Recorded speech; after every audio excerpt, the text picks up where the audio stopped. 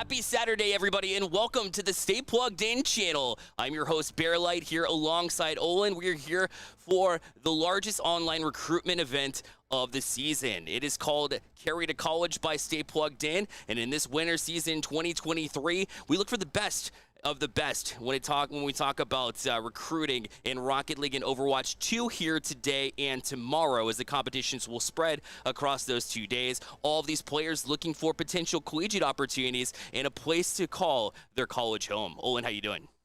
I'm doing great, Bearlight. How are you? Doing well, too. What are some of the things you're excited to see here today? Very excited to see some high-octane collegiate esports action. Looking to see some, eventual prospects, high school athletes, anyone wanting to make a name. And yeah, just ready to get going, man. Right off the bat, let's start with some excellent news. So in Stay Plugged In short career of about 2.5, 3 years, we've seen so many players commit to their new college home. And we have an announcement today as one of our own Stay Plugged In recruits for Rocket League just committed to Concord University. So everybody in chat, give it up for WASD Taylor.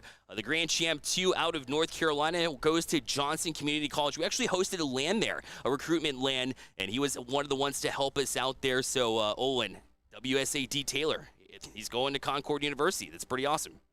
Yeah, super cool to see. Spoke with him the other day about it all. He's very excited. The coach messaged me and was just real excited for him to get going and get on the team, and that should be a very successful career for him. Very excited for him. Definitely. So WASD Taylor, again, I got to chat with him a little bit at JCC too, and we'll actually get to chat with him a little bit more. Tomorrow we have a live interview set up with WASD Taylor to talk about his commitment to Concord, to see his journey in the process. He'll probably chat to us about the LAN experience that he had with Stay Plugged In and all of us here. So we're excited to announce these because anytime we have a recruit here for Stay Plugged In that finds their new college home, we celebrate every single one of them. And in fact, you got to get your hands dirty with a little bit of the graphics for these players who are committing to. Talk about the commitment series. Yeah. So kind of how we do it with Spin is we have a conversation with the athlete, or the esport athletes, and they're mainly talking with Nick. And then Nick will shoot me a message and say, hey, this person's ready to commit. And I'll make the graphic up, and then I'll have a conversation with that player usually. Be like, hey, does this day work for you? What time would you be able to interact with this? Wish them congratulations. And it's just a really, really wholesome and cool, window into their life and their next step, right? Because they're going to college to compete for, the esports program there, and they're super excited. And yeah, it's a really cool opportunity to be able to converse with them and see how they're feeling about it all. Yeah, and that's just a huge step in anybody's life, right? We talk about going off to college, and 5 years ago, 10 years ago, when we were going through that process too. I say 10 for me, obviously, and 5 for you, right? yeah. Super old here on my side, but right. It's just a giant leap for these kids, and so awesome to see them in esports now, because that wasn't an option for us, which is super cool. You can actually, create your free profile on Stay Plugged In and start just as WASD Taylor did. Look at the features you get. You go to recruitment lands, like we said, but any event that we have hosted that's open to you, you're able to play in that absolutely free. Create your player profile, so that way when you compete in these events, you're also listed on the scouting report that comes out that lists every player that's participating in these, and you can have your player profile viewable by all of the colleges too, whether you're in an event or not. Yeah, definitely. It's really the opportunity that Stay Plugged In presents to these athletes to market themselves and create a brand name and just kind of kickstart their esports journey as much as possible is awesome.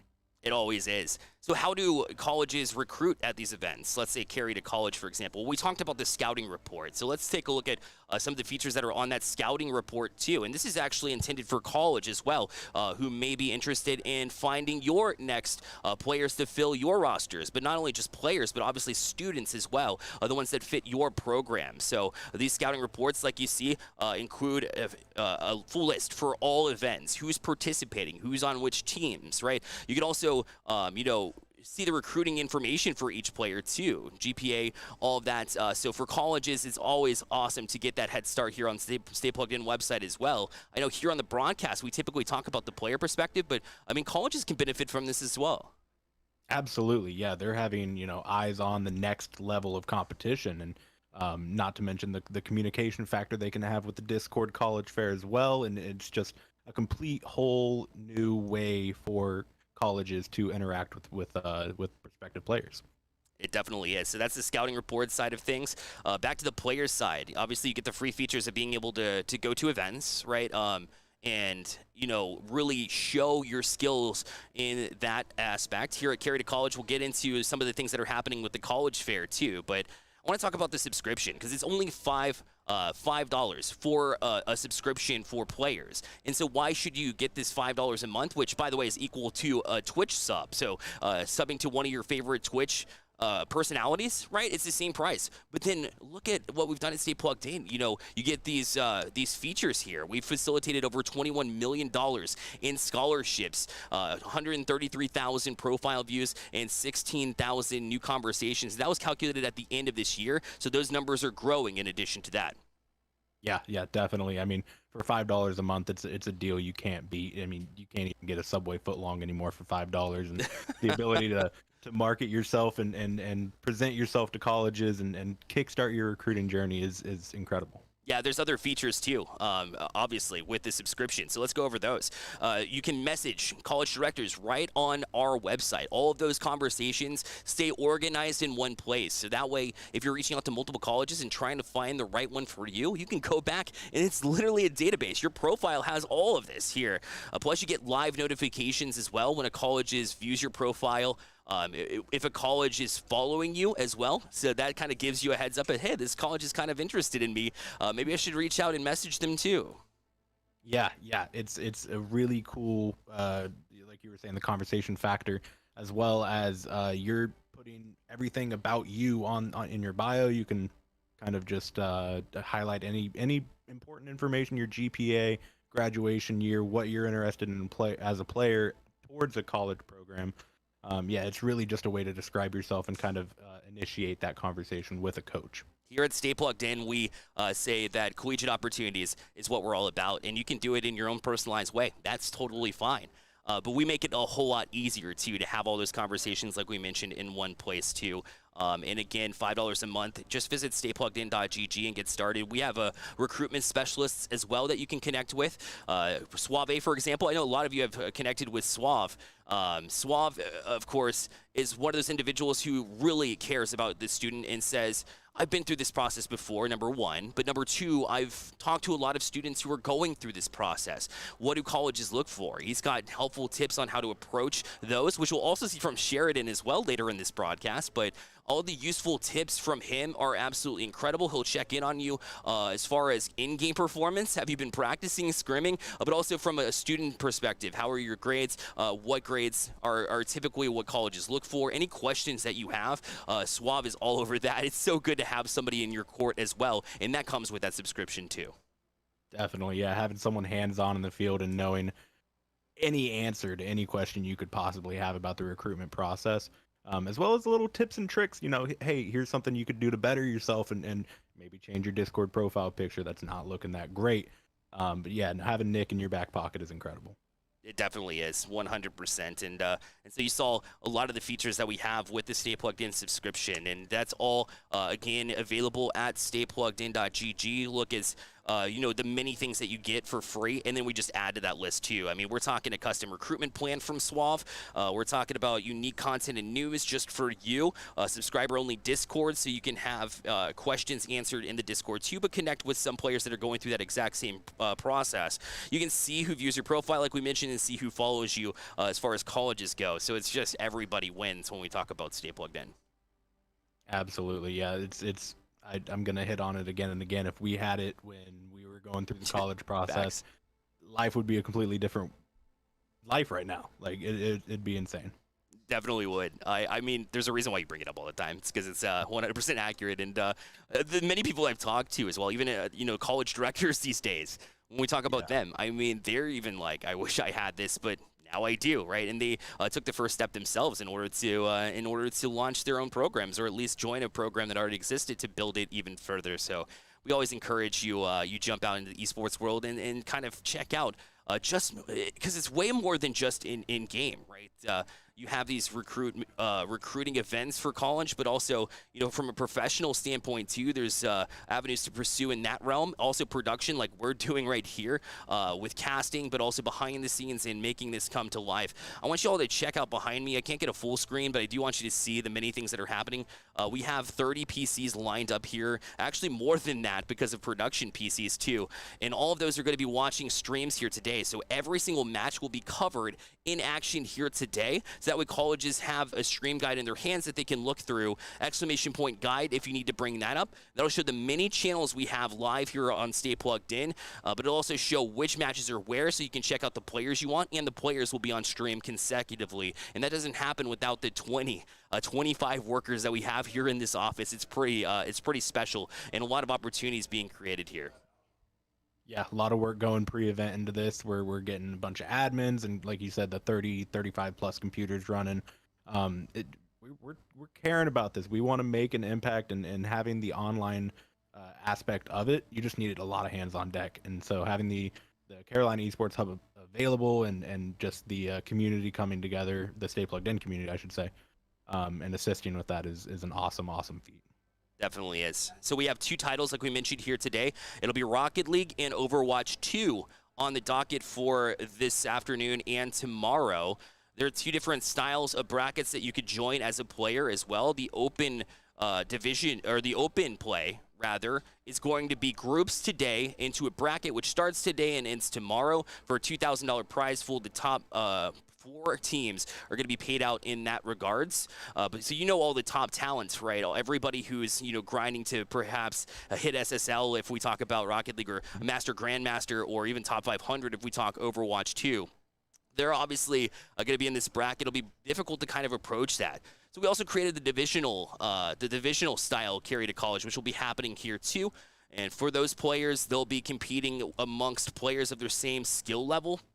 And all you have to do, all you're doing is playing through the matches of 8 teams typically. And so that's 7 matches total between the 2 days. And if you have the best record coming out of that group, of your own group, then you win $100. So, but really here, we want to drive home that Stay Plugged In is a recruitment event first. Yeah, definitely. Recruitment forward. Players are going to be putting their best foot forward to win that prize pool, right? But also to kind of boost their stock as a recruit, and hopefully impress a college coach and get some conversations started. I think one of the stats on there was 150,000 conversations started. I could have my numbers off, but yeah, no, just absolutely insane ability these players are going to have today to create a name for themselves. And Olin, talk a little bit more about the player Discord server within Stay Plugged In. That's now what's going on there. We have the College Fair Virtual. Go into the details of that. Yeah, definitely. So we had last year, I think it was in November, we had Carry2College Fall, and that was the first Discord college fair that we hosted, and it was a massive success. Coaches loved it. They wanted it back for the winter.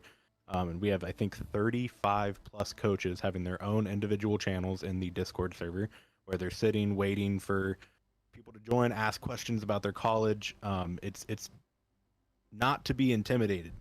Coaches want to talk to you. They want to have conversations. If you're waiting for the next match, if you're, you're up 2 matches to 0 and you're far ahead in the bracket and you're waiting for people, join that college fair, talk to people, ask some questions. Just get your name out there. Networking is a massive feature or asset to have in esports community in general, business in general. So just go have conversations. It's an incredible tool. And during that, absolutely, I agree with everything. And during that college fair, which, by the way, was happening just now, so some of those players are just coming out of that now. We had one at 1:30 to 2 o'clock Eastern time here. So that way the players have time prior to talk to some of these colleges. There'll also be a slot in mid-competition as well at 4 p.m. Eastern time for those players to step through. It's actually up to 40 colleges now, which is super exciting. Wow. We got 5 in the last week, so we're definitely pushing those numbers too. We also have interviews coming up during that time frame at 4 p.m. while the players are checking out the college fair. We have interviews from Dylan Gentlecore of University of Wisconsin River Falls. We've got Dan Marino from Ball State University. We got PJ Farrell of Cleveland State University as well to chat with us here on this broadcast, as Sheridan was able to sit down with them prior to this broadcast. So I'm really anticipating what they have to say, and some of them will be helpful when we talk about how to approach colleges and to talk to them at that fair. Yeah, some of the biggest and greatest minds in collegiate esports right there. PJ Farrell, I know he's new to the position, but man, the things he's doing at Cleveland State is impressive. I think we just had a facility tour from Cumberland University, and they're also in the college fair, just to give a little prep there. But yeah, no, incredible minds going throughout the esports, the collegiate esports scene, I should say. And we're very, very lucky to have them come on and talk with us. That's right. 100%. Yeah, I talked to PJ Farrell and one of the previous Carry2College, so I know for a fact, I've seen what he's been working over at Cleveland State, so he's going to be having incredible insight from his perspective. I've also seen Dan, right, Dan Marino, and Dylan before, and they've had great things to say too. So I'm excited to pull those up eventually throughout the day as well. But for those of you who tuned in for the actual gameplay too, we have multiple channels that you can go through. Again, exclamation point guide to bring those up. But basically everything from Stay Plugged In A to Z and Stay Plugged In AA to about GG, which is appropriate. Will be live here, so you can check out those channels and follow them one by one if you want, or if you just want to tune in for a little bit, exclamation point guide will tell you where to go to find those matches. And we have one coming up on the main broadcast too, so we'll have our action here. We have a lot of great casters joining us too for this event. We've got Orbital and Ult Charge here for Overwatch 2 on day 1, and then Master Hamster will be joining us on day 2 for Championship Sunday as well. And for Rocket League, we've got myself, but more importantly, Hell Monkey Man and Discounts will be joining me for Rocket League too. So I'm excited for the talent that we have in the booth in addition to everything else. And of course, that stream guide, I'm going to talk you through here as well. So Olin, Overwatch 2, Rocket League. We also have other titles coming up. Tell us about those. Yeah, so February 2nd and 3rd, correct me if I have the dates wrong, we got Valorant and League of Legends, call it the Riot Weekend.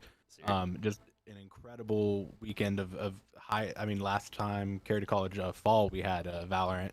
That, I think, it was the most registered event. I think we had 30 plus teams sign up. So it's going to be an incredible weekend. But this weekend we've got Rocket League and we've got Overwatch 2. So looking forward to that. It should be incredible. Well, we have a match coming up here momentarily. It looks like we may be going to Deerfield Warriors facing off with Royalty in just a minute. But before we go there, we kind of want to talk a little bit more about the event as a whole. Again, the open play is what we'll be watching here on this channel. So it'll be groups set up here as groups have been randomized. So these teams coming in will be playing against teams from all over the realm here. But that kind of gives you a little bit of an advantage if you're some of the higher teams, but only the top 2 teams will make it into championship, or the bracket rather, which will begin later here today. So it's pretty much, you got to perform pretty early here, Olin. Yeah, you got to put your money where your mouth is, and if you want to make it to day 2, you definitely got to perform today. Now, you got some high caliber Overwatch teams. I know we were talking about them earlier. Rocket League just the same. Should be an incredible day of competition here. Should definitely. Olin, I got to talk to you a little bit before about a little bit about yourself on the Esports Architects podcast that came out as well. So tell us a little bit about what you're involved here with at Stay Plugged In. Yeah, so my title is Digital Media Manager. And so basically I control the voice and the overall reach of all social media platforms in cooperation with yourself and Sheridan and Kyle, our director of technology. So we're all working together to create as much content for respective collegiate athletes, coaches, programs, basically just wanting to spread as much positive light for the collegiate scene as well as kind of Stay Plugged In's message, right? We're out there wanting to create profiles and help prospective esport collegiate athletes brand themselves and kind of kickstart their recruiting process. Definitely. So go ahead. No, you first. You had something to say. I cut you off mid-sentence. That's my fault. You're good. You go. Yeah, no. So just editing a lot of videos, editing a lot of announcement graphics, and just controlling the overall voice of the organization. That's amazing. And on this side, I've been able to work with you hand in hand, so that's pretty cool. So let's go back to WSAD Taylor. We'll have a live interview with him. So what are some of the things that you're thinking about asking him as far as his commitment goes? Because I know you've seen a lot of people come through here before. So anything that you have in mind right off the bat, or maybe not yet? Yeah, no, I kind of just want to see where his mind's at. I know he's excited to get to going at Concord University, and the coach was very excited to have him on, like I said earlier. So just kind of getting his mindset, what led him to choose Concord, and what some of his goals are, maybe in his first year versus where he wants to be at the end of his tenure. Yeah, no, just really looking forward to getting in his head and seeing where he's at. For sure, for sure. We have the first game coming up here momentarily. The players are getting into the Discord as we speak, or getting into the game as we speak, rather. As they're just hopping out from the Discord, of course, like we mentioned, the college fair going on too. So I kind of wanted to look up the list and see what kind of colleges we have coming through here, the player Discord. And I mean, we had a bunch, like we mentioned, 40 coming through here. So definitely special event overall from a recruiting standpoint. So I'm excited to see all these colleges, 40 of them lined up. From your perspective, I know we'll get to hear from Sheridan. We'll get to hear from these colleges too that we had mentioned. What's your first go-to, and maybe what's your mantra when it comes to talking to a college from a player's perspective? Yeah, I'm wanting to see where their heads at as far as kind of just how are you going to better my time at a university. Because I'm coming there ultimately to help your program, correct? And so I'm wanting to look at all of the extracurricular activities on campus, look at all the benefits that I could get, whether it's close to home, far from home, anything like that, the general college stuff, but as well as how you're wanting me to perform as an athlete, how you're going to be checking up on me, whether you're going to be a more hands-on coach, or I'm going to let you do your thing. I trust in you. I believe in you. But still going to have some, eyes over your shoulder kind of deal. Just kind of get an overall scope of the program. And one question I like to ask anyone is like, where do you want this program to be in 2 years? Where do you want it to be in 4? Just kind of get a short-term and long-term goal to see really what their overlook and perspective into the future of the program is, and whether or not, you're going to be an asset for that. That's awesome. And I know you've had both perspectives because, I mean, you've been there as an esports athlete prior, and I know that you've been semi-professional too, and back in your day as well. But let's turn the tables. Let's talk about from the college perspective because I know you've been there too. From a college coming in, what do you expect from this event? I know you've probably attended these in the past as well. What do you kind of look for here in this event, and how can you make the most out of the Stay Plugged In event? Ultimately, the first word that comes to mind is confidence. You want to see in-game and out-of-game confidence. So whether it's popping on, we'll say Rocket League, right? Going up for every single contest, winning every 50-50 just because you're that good and that fast, right?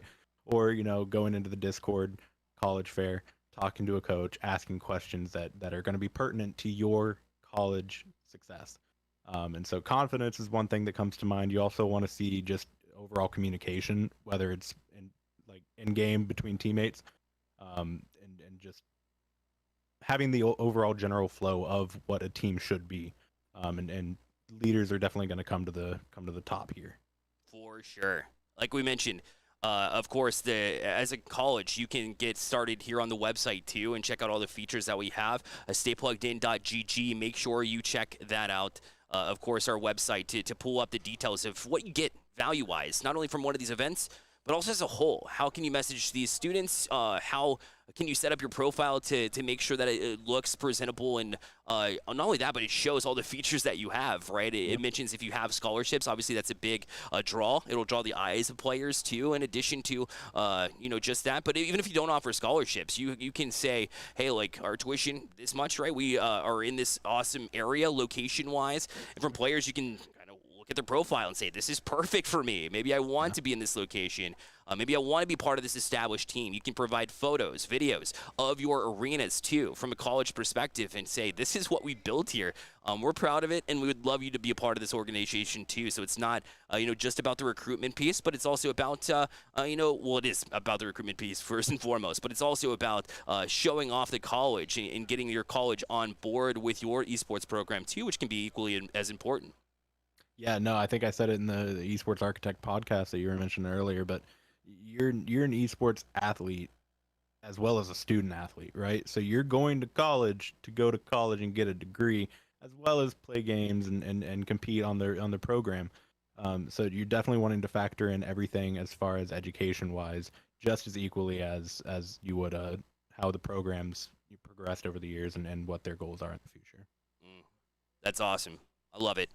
So for us, we're setting up our match here on the main stream, but the action's already going down. You can go to exclamation point guide, bring up the channels, and click through those. We've got Stay Plugged In, A through Z, and AA through GG, by the way. So you can just flip through those, twitch.tv/Stay Plugged In B, and then all the way down. The guide will also show you which games are on which channels, which teams are on which channels, although those are also subject to change. We're going to get you over to our Overwatch 2 casters here momentarily. So before we do that, again, Olin, I wanted to thank you for coming on, and you'll be with us throughout the rest of this weekend as well. Definitely. Yeah, I'll be here to stay. I'm going to be in the chat interacting with everyone and watching some high-octane gameplay. I'm excited. Definitely. All right. Well, again, we have a lot of content coming up after all of this coming through. We'll talk you through the brackets along the way as far as who is where in which brackets. If you want to check out everything too, exclamation point bracket will pull up all the information you need, or event site. So exclamation point event site will bring up the same thing. And what is that? That's the event webpage. This will have rosters. This will have brackets. This will have, results. This will have standings. This will have everything that you need to know about the competitions, both Rocket League and Overwatch 2. It'll send you down to what we call the Carry2College Arena, which will have options there for you for both Rocket League and Overwatch. And I know my guy, Kyle Taylor, here behind the scenes, he's actually the co-owner, but he's also the tech director here at Stay Plugged In. He's built these... He's built this wonderful website so you can keep track of everything all in one place in the website. And I think we actually lost Olin right now. So unfortunately, we're gonna go to a quick break here. That we get Olin back in and get our first match. But don't go anywhere. You're watching Stay Plugged In.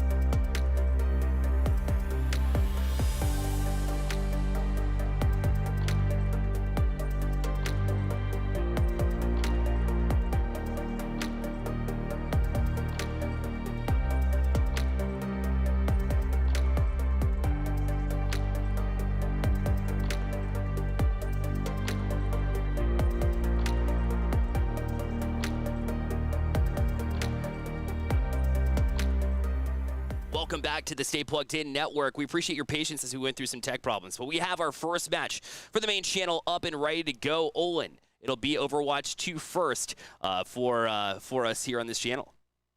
Yeah, no, looking forward to seeing if there's going to be any meta switches. I know Roadhog and I think Junker Queen got a buff. I could be wrong. I might be a little out of date on my Overwatch 2, but excited to see the competition nonetheless. Well, let's talk to the pros about it. Let's go down to the skybox now. We have Orbital and Old Charge on the call. Orbital. All right, well, I guess I'm introing, right? Like, what are we doing here? I don't know. We were all excited, but yes, welcome here to the Stay Plugged In Overwatch 2 recruitment process here. It's going to be a fantastic time. Of course, I'm only here for one day, but the man to my left or right, whichever one you want to take a look at, is the ever so amazing Ult Charge. Been an awesome caster and analyst here for Overwatch 2, has extensive knowledge here. And Ult Charge, how you doing? I'm doing great. This is one of my favorite events to work. I worked with Stay Plugged In back at a Helix Esports live land. That was in Foxborough, Mass. Love the setting. Love what these guys do, connecting high school players to the collegiate scene. And it's from top to bottom. It's the very best collegiate teams, and it's the middle of the pack ones. We've got a wide range of players here today, from all the way like down low in the gold ranks, who can still you can still get a scholarship at a low rank. There's esports programs everywhere that are dishing out scholarships to all ranks. And then we've also got a featured team. If they wake up at some point today, Wisp, they were originally going to be one of the games that we saw in this opening stream, but right now they are not all awake. So we do have Deerfield Warriors and Royalty Overwatch. Their stage is set on Ilios Orb. Let's just get right down to brass tacks here. What are these players hoping to get out of today? Today, if you're talking about this match, a win and a dub. I would like to see that too. But overall here, I think you do bring up a fair point, because we heard about it earlier from Barrelite and Olin. It's a lot of showing what you got in more ways than one, right? Really showing off, your own individual skill, but that can come in numerous different factors, right? For DPS, right? Of course, you're going to be that big kind of destructor. You're going to be the main person going in. You're going to be getting all the damage. You're going to be top of the charts. For a tank, it might look a little bit different. Positioning, are you leading the team? Are you at the right place at the right time? For your utility, your healers in the back, what exactly are you doing to help support the team? A lot of these factors come into play in these recruitment processes. So just as well as you want a good individual performance, you want to have a solid team performance as well. So getting underway, Deerfield Warriors over here on the blue side of Royalty will be on the red to kick things off here on round number 1. It looks like Royalty just kind of pushing into the natural cover, playing as a unit, which I love to see right away. Everyone is within that Lucio speed aura, and they're playing in Orisa comp, which likes to lock down very set amounts of space at a time. This team playing as a unit right now is a good sign that these are a bunch of players playing together for probably the first time, and they're coordinated. If we look on the side of Deerfield Warriors, they do have a more mobile comp. They're playing more spread out. If I'm a college coach looking at these matches today, I'm trying to see, one, what can a player do on their own? Can they pop off like we've just seen both tanks capitalize on some kills? And can they coordinate and find kills with their teammates who they're just playing with for the first time? Their team play and their individual play, both of those are the biggest factors today. Really got to keep that all in mind. But of course, another thing is just playing standard Overwatch 2. You never know. You could just play your game and have a blast here. So far, Masmer is going to enjoy a little bit of a punch out, because the timer is ticking up for Deerfield Warriors. They were the first ones to be able to cap on and counting up, I believe, 33% and more. And so far with the fights outside, Royalty Overwatch, they need to start figuring out an option. Hideo, very nice shurikens being thrown straight into the backsides and just continually harassing the opponents. And Hideo's not afraid to go aggressive here either. Mesmer dives in, puts the bubble down, and this is where Royalty could start to get diced up. Hideo wants to find more. 80% of that Dragon Blade and Primal has been popped. Mesmer's making the plays himself. These hands are rated E for everyone. Mesmer's throwing them. Oh, all the hands and more. The tank becomes the DPS, and you clear out Royalty like their paper. Deerfield Warriors continually stacking, now at about 66%. Maybe 2 more charges left for Royalty to even attempt to get a cap on that site, or else this round number 1 will go the way of Deerfield. And especially without the ult economy on their side, Royalty are going to have a very much uphill battle in the coming moments. And so far, I mean, how could you not love what you're seeing from Mesmer? I used to coach a couple of college Overwatch teams, and right now you can just tell that Mesmer, he's staging every fight, setting up on the high ground. The team is following him. You know he's using comms in a very sufficient way. Hideo reflects the Death Blossom right back into Widowmane. It's still, though, a 4 versus 4 evened out fight, but now it's time for Royalty to start to commit some ultimates. They have flipped the point back at 95%, but Deerfield Warriors, they're looking to take it right back in their favor. Yeah, that was a sneaky claim, not a I took it and I'm gonna hold it claim. That's what I feel like right now. They have lost a few members, and right now Paunch is just having a blast here, trying to pop someone straight into the middle zone, but they're gonna hunt down this unfortunate tank. FNT saying, okay, this was a moment I didn't want to be in. Hideo though claiming another life. Deerfield is chasing Royalty out of the castle and claim it right back. OT is on the count as everyone is battling for that point. They don't want to give it up right now for Royalty. They want to fight there at 22, and if they can get it back, it might be a reverse. Of course, right now, it does not look like the case. They get back on it just in time, and it's going to continue to keep going. Yeah, I think this one is locked up for Deerfield. It is going to be desperation mode for Royalty at this point. I don't think they have the numbers, but their stall looks pretty good. I mean, you can tell this team is going through some growing pains. It's the opening map. You're playing with a lot of these players for the very first time, and Deerfield, they're on a dive comp, and they click very well in map number 1. Even though Pop's that sound barrier, it doesn't look like Royalty's out of it yet. They're holding onto the ground on the side of the point. Hibbity gets a pick there. Oh, as does the Hog. Look at this team going crazy as the overtime whip continues to burn. Royalty still has 4 players on the objective. So if any of them actually drop off, it will be gone. It'll be split-second OT over at that point, but they're doing work, you know what? And they get it! Oh, they get it! Oh, they get the cap, and we are on the reverse sweep field. Deerfield are continually picking up kills, but it's outside the zone. Yeah, and they're having a tough time getting their tiptoes back on the objective here. Finally, their tank player is back, but one by one, they start to go down.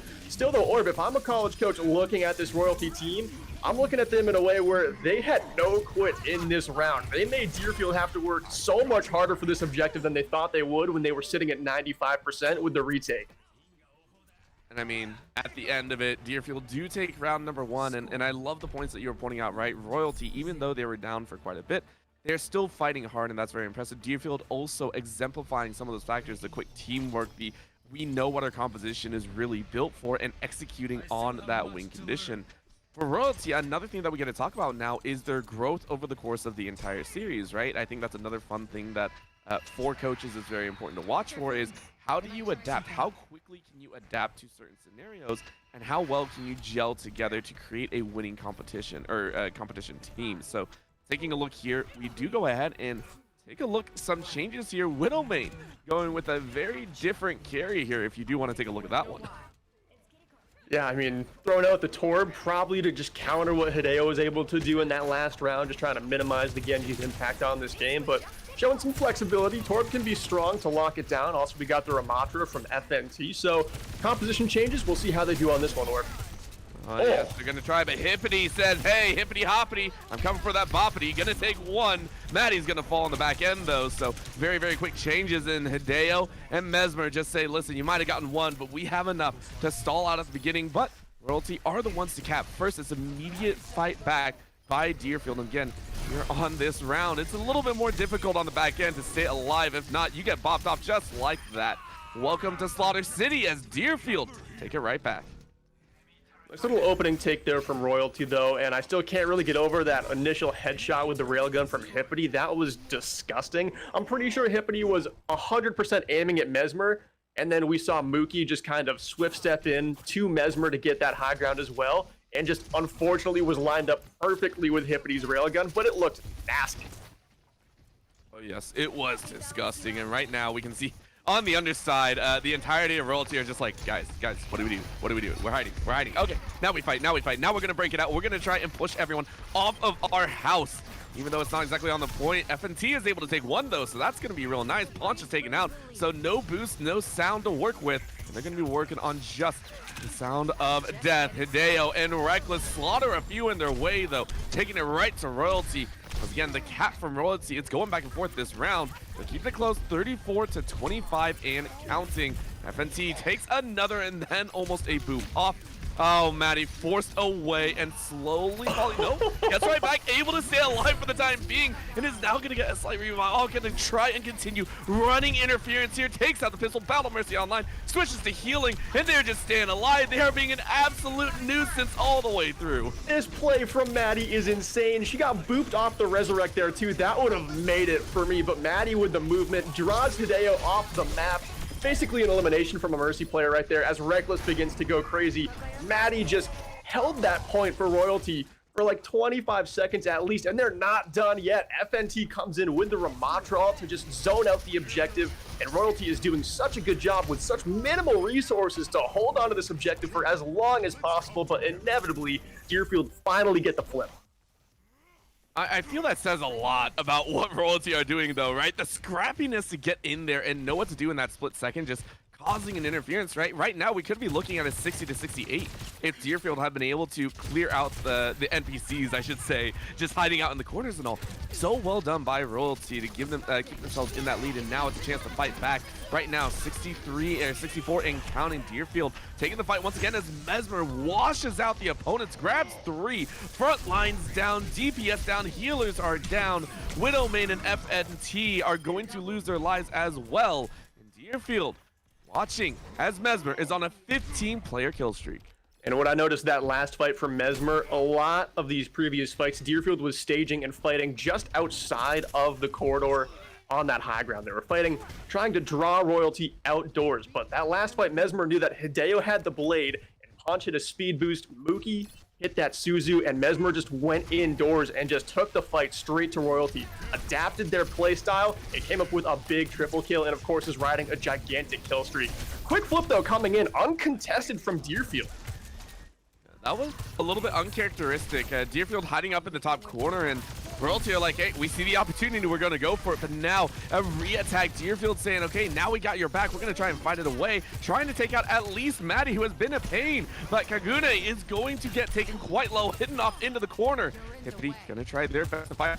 Takes out Hideo, which has been an absolute DPS pain to deal with. That's going to be DPS for DPS. Who else is going to come out on top? Hippity trying to do some work. Not going to get too much else. Take it down, but Maddie gets a kill out of nowhere. The Battle Mercy says, give us a moment. And would you know it, it secured Royalty with the quick flip in denial. Finish off Deerfield in round 2. I love how Royalty just locked that down after the quick flip. Deerfield was up on a high ground. It seemed like they were trying to stage a dive and pick a target on Royalty on which to go on to, but it took a little bit too long doing it. They used their sound barrier to get there, and then once that sound barrier expired, they still didn't have a kill to their name.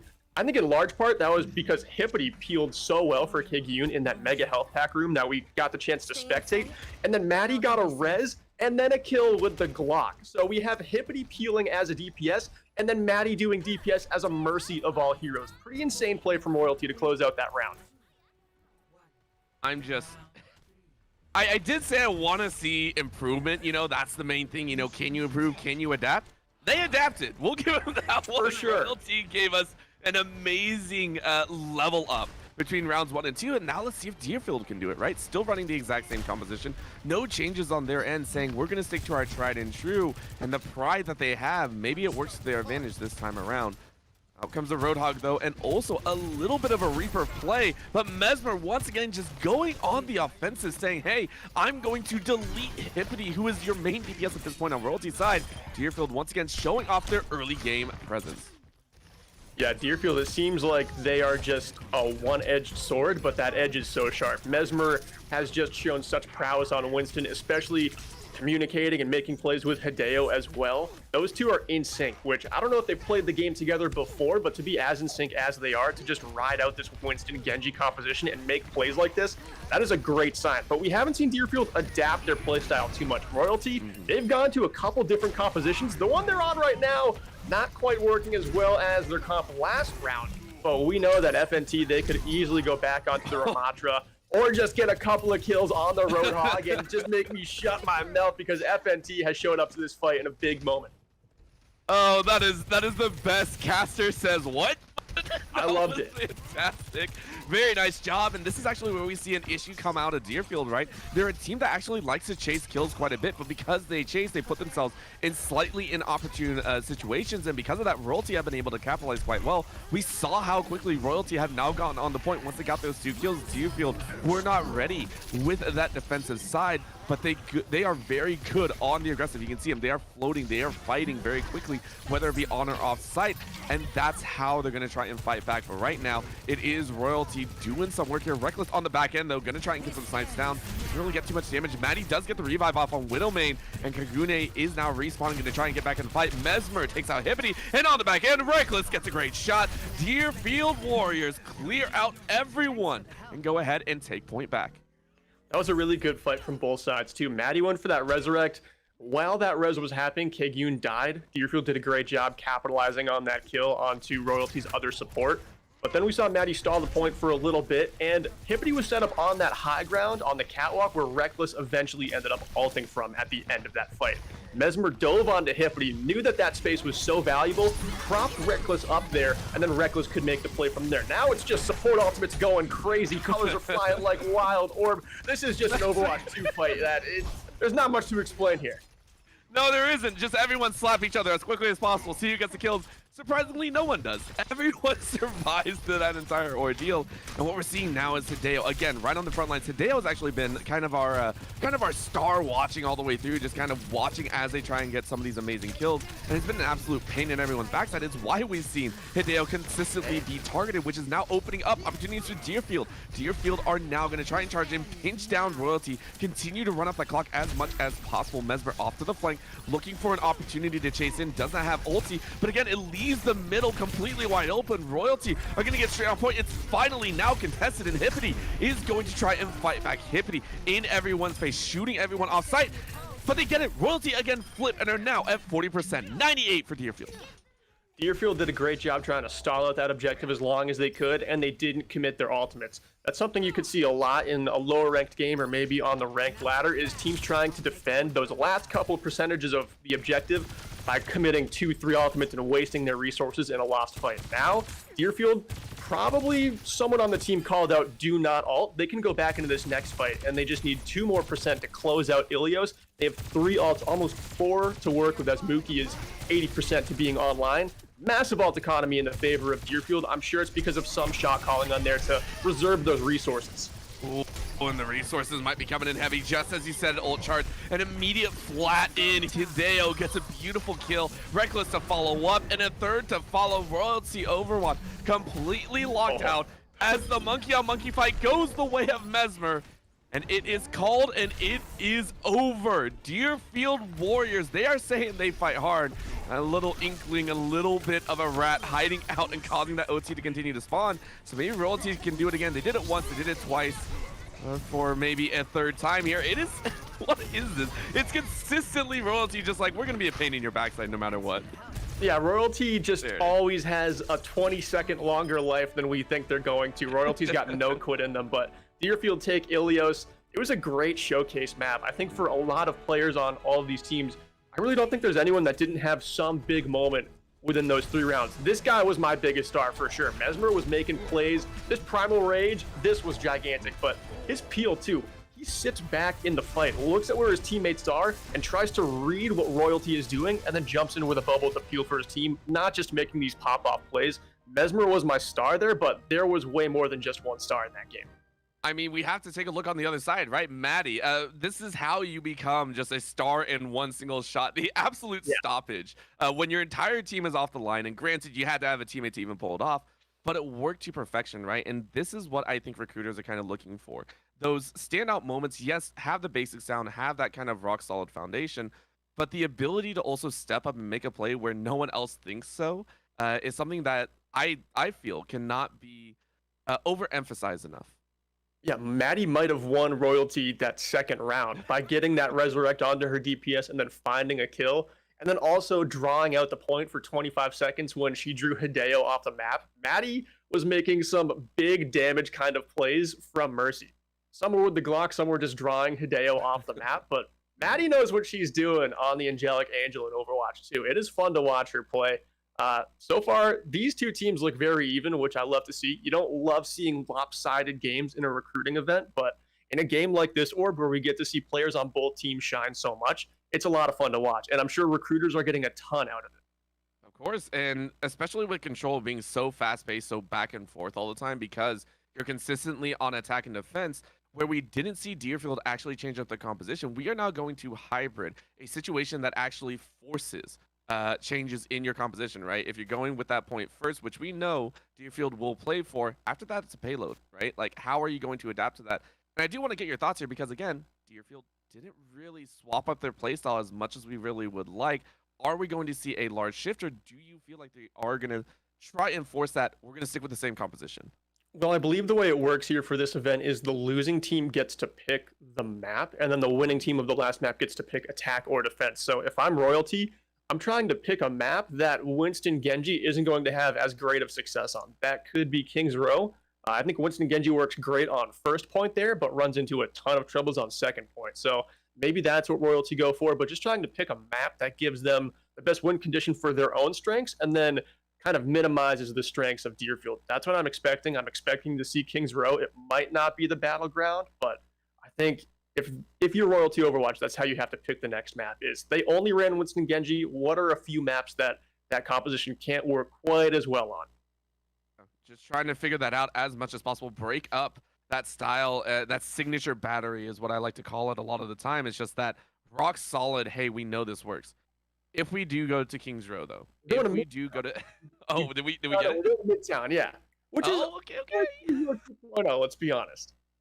That's fair. But, son, I mean, there's also the opportunity for Deerfield to just be like, we don't even care, right? That is another source of just like, we don't really care all the way through. We're going to keep doing what we do because it did work to such great extent. So wait and see if Mesmer and Reckless will do, or Mesmer and Hideo will do the exact same thing, or if we are going to see a change up.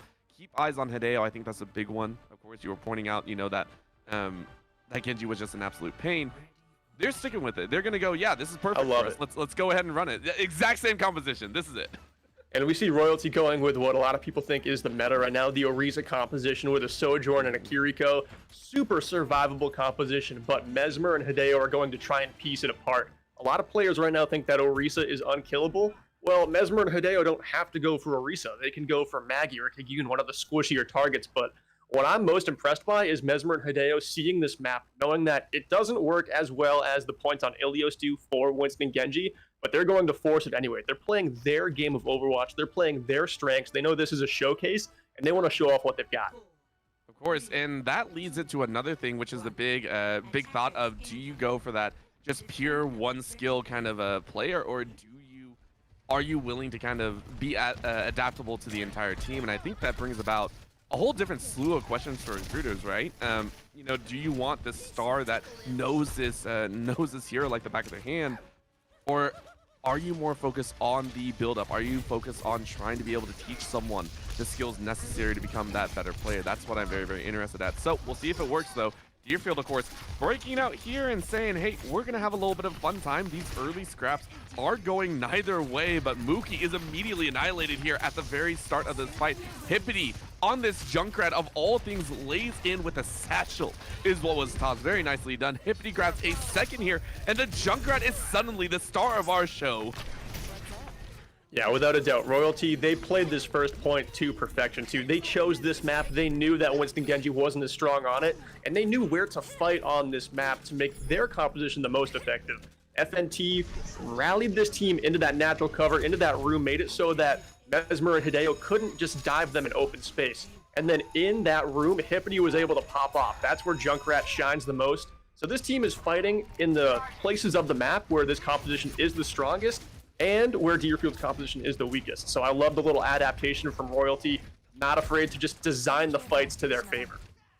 Of course, and it's showing here, right? Adapting to the situation, adapting towards that map, and Deerfield are not doing the same. They're still working with that same defensive composition that they brought out, the same exact composition that they want to work with. They're going to try and get those ultimates online as quickly as possible. Mookie is sitting on 81%, 71 or 2 on Hideo, who now just falls. Reckless on 76.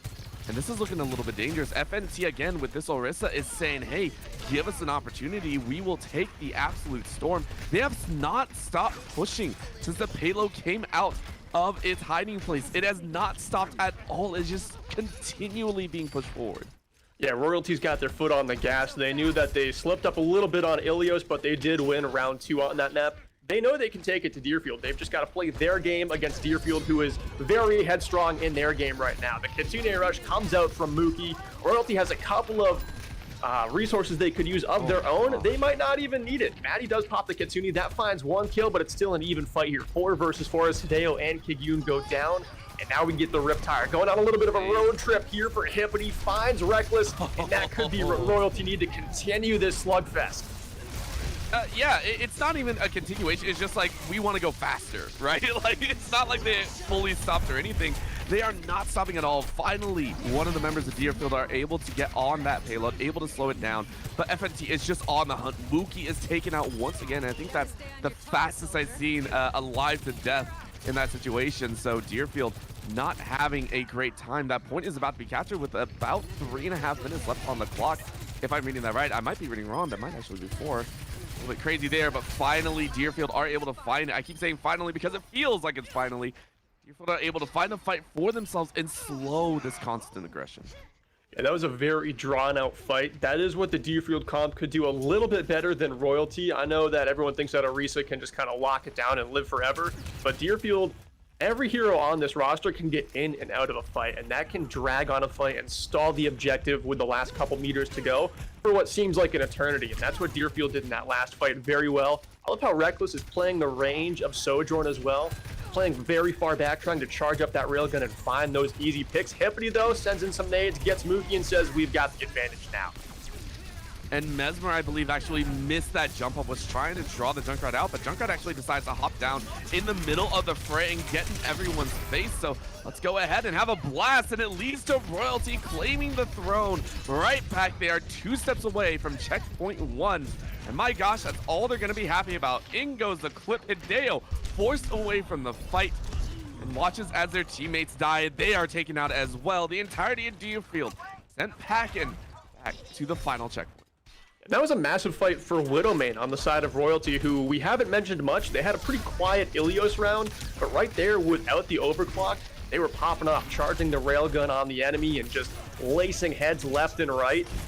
You know, that first map on Ilios, there could be some nerves that you got to get over, especially as a precision DPS like Sojourn, but now it seems like Widowmane is in full final form. Nice kunai from Maddie to open up this one. Just a beautiful opening, saying let's give it a shot. But Reckless able to fight back last time. Remember how quickly they were dying before. Reckless gets 2, looking for 1 more at least. Drop that back line. Maddie on the back, trying to keep their tank alive, and they do. But the damage has been done. Mesmer now allowed to get to Maddie, and Reckless follows up on Kagune. Royalty falling like flies here, halfway to the last point. Yeah, plenty of time to work with, too. They've got some resources coming up online. They could dry fight this next time, take an economy fight, and try and build up their ult a little bit more.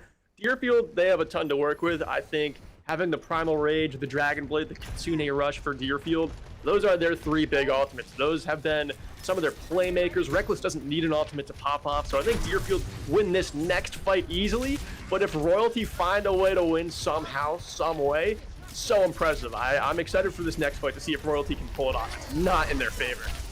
I mean, you lost Hippity, who has been an absolute pivotal role, really ensuring that that high ground is completely covered. So we lose them early, but this is what happens. B-Drop goes down and opens up the opportunity. Deerfield are not allowed to get close, and if they do, they die. But guess who comes in a clutch? Hideo able to take 2 members out with that ulti, with that dragon, coming in like a painful train, and Royalty try and fight back. The monkey running amok here. Deerfield trying to swing hard and swing out, and is able to clear out that payload. So for all the fight that went down, Royalty cannot push at all.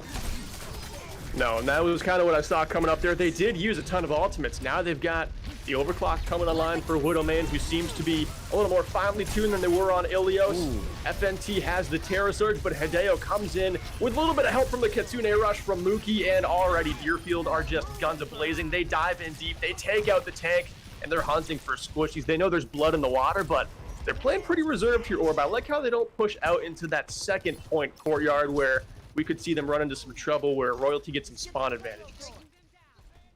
That would be a painful one to have to deal with, right? Consistently giving up that opportunity. And remember how fast Royalty were pushing earlier, right? Now they are down to about a minute left. So this last one feels like that last-ditch effort. And to do so, they got to be on their toes. Royalty around all the corners, ensuring that they have an opportunity, but up on the air, up in the sky, they're going to try and keep themselves alive. In goes the fight. Kagune consistently bouncing off walls, just trying to spam away, trying to get any sort of damage down. In goes the beat drop on the other side. Deerfield keeping themselves very, very shielded up. And it is going to be that stun. Hideo finds Hippity, and down goes one DPS. It seems like Deerfield have found their opportunity. In goes Mesmer to drop that shield and continuously, completely shut down that opening. And they do it. Mookie finds Widowmain in just a few more. Time taken away, 15 seconds left. Deerfield lost the early initiative, but now seem to have found their footing. Mesmer with a 10-player kill streak. Coming down to the final moments to keep themselves alive and take round one in a very sticky situation. Their defense is complete. Yeah, what a job there by the Deerfield defense, hanging on, especially in that last fight. Royalty didn't use an ultimate for 2 fights leading up to that, except for, I think, just 1 sound barrier. So they had 4 ultimates on their side. That was their fight to win, but Deerfield took the fight super early, and they were able to pick off Widowmain just as Widowmain was starting to use their ultimate. From there, Deerfield just knew they had to take the fight then and there, and they did. They didn't have the resources to win it, but they got that opening pick. They knew what their win condition was, and they went for it. Deerfield kind of got battered and bruised on point 1 and 2. It was a speed run from Royalty, but Deerfield ended up putting an end to that, and they never had to change their comp. They made it work. They forced it to work. There is something to be said about headstrong players, right? To be able to make a composition work, albeit not easily, right? They did lose a lot of ground very early on, and it was more just they found their sweet spot. So they're sticking with it. So they're saying we're not giving this up. We are going to continuously fight in this way. Do I agree with it? Dude, I would Overwatch is such a weird puzzle where you could have the mentality where you have to change heroes and you're like, this piece does not fit. We got to find the right piece. And then there's Mesmer and Hideo who are like, I'm going to make this piece fit. Well, I got this. I've seen this before.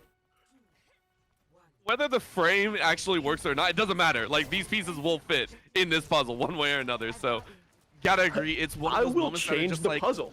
Yeah.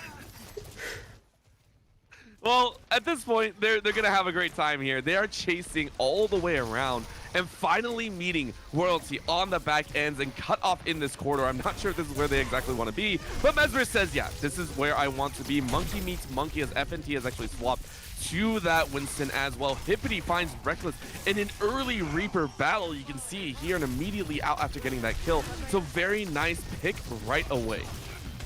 And Hippity over to the Reaper says a lot to me. This is one of the heroes in Overwatch 2 that colleges and a lot of just organized esports teams, they rely on a good Reaper player. It's close corridors, it's uncomfortable, and you have to be shot calling a ton. Hippity's been on Sojourn for a lot of this game, been on Junkrat a little bit. To see them on Reaper, that's a very, very team play heavy DPS hero. So I'm looking forward to seeing what they can do on Reaper. So far, it's been good. It stalled out that first initial push that Deerfield were trying to lay down. So you would call that a win. Now for the second charge, ultimate's about halfway completed. Deerfield wondering if they are going to get that opportunity to actually shield up, but the bubbles constantly being in their faces, causing some problems. Hippity chasing up to the top side, but guess who helps? FNT says, I'm going to do a little bit of a Mesmer special, takes 2 kills for their own, survives, and Hippity follows up behind. That is 2 pushes that Deerfield have been denied.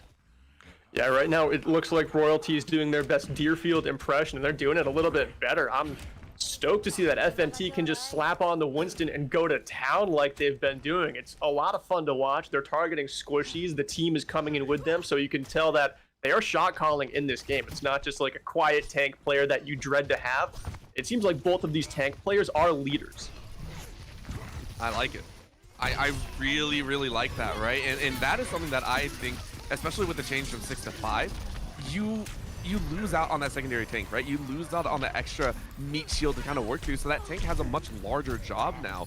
And to have someone that can shot call and be that front line and be able to do everything is one that I would personally want to look for. I am personally a DPS player. I suck at anything else. Give me a good tank that ensures that I won't die if I make a stupid mistake.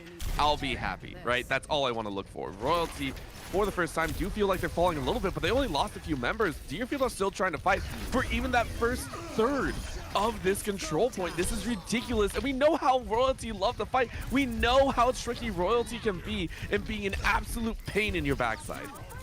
Yeah, they really don't give up, and anytime it seems like Maddie has Valkyrie to work with, her movement on Mercy is superb. She can stall an objective with the best of them, and we've finally just seen the very first tick taken for Deerfield, and this fight has gone on for 55 seconds, folks. And just now they got that first tick. Just now they got 50%. Royalty are holding on with just such an iron grip right now. It is so fun to watch. They haven't given it up yet, but it does seem inevitable that Deerfield is going to be rewarded with this point. I mean, they are. They finally are. And keep in mind, we were at about 4.5 minutes for Royalty last time. They got it so quickly. And Deerfield are sitting on only 3 minutes left to play. They have to be consistent with the next few fights and the next few rounds.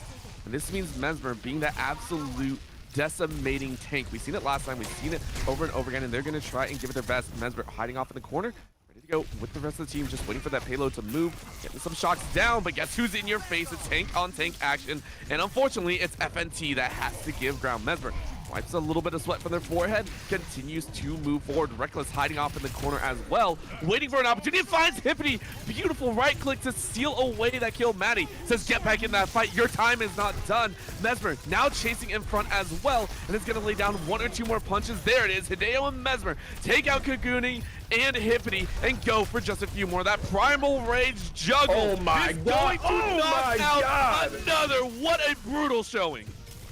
Of course, there's a mercy pocket on them the whole time and they don't die, but Mesmer is insane at Winston. You can tell that there's a reason they haven't swapped off this hero, right? They want to show off their mechanics. This is just an insane show this dude is putting on. I know right now that Deerfield is down in this game. It's nowhere near over yet, but Mesmer is such a showstopper on Winston.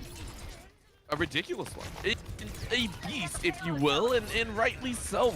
We were saying Deerfield were going to have a little bit of a tricky time. They need to play this early start to the payload perfectly, and they have, right? 4.60 meters away from that point and away from capturing it, and they get the beat drop again. Look at the slaughter. Hideo allowed to just open up and slaughter. You take to let the rest of the team clean up the rest, and you gave yourself an opportunity. Mesmer chasing away that Reaper. You take it out. You're not even worried, and they collect their hard-earned winnings.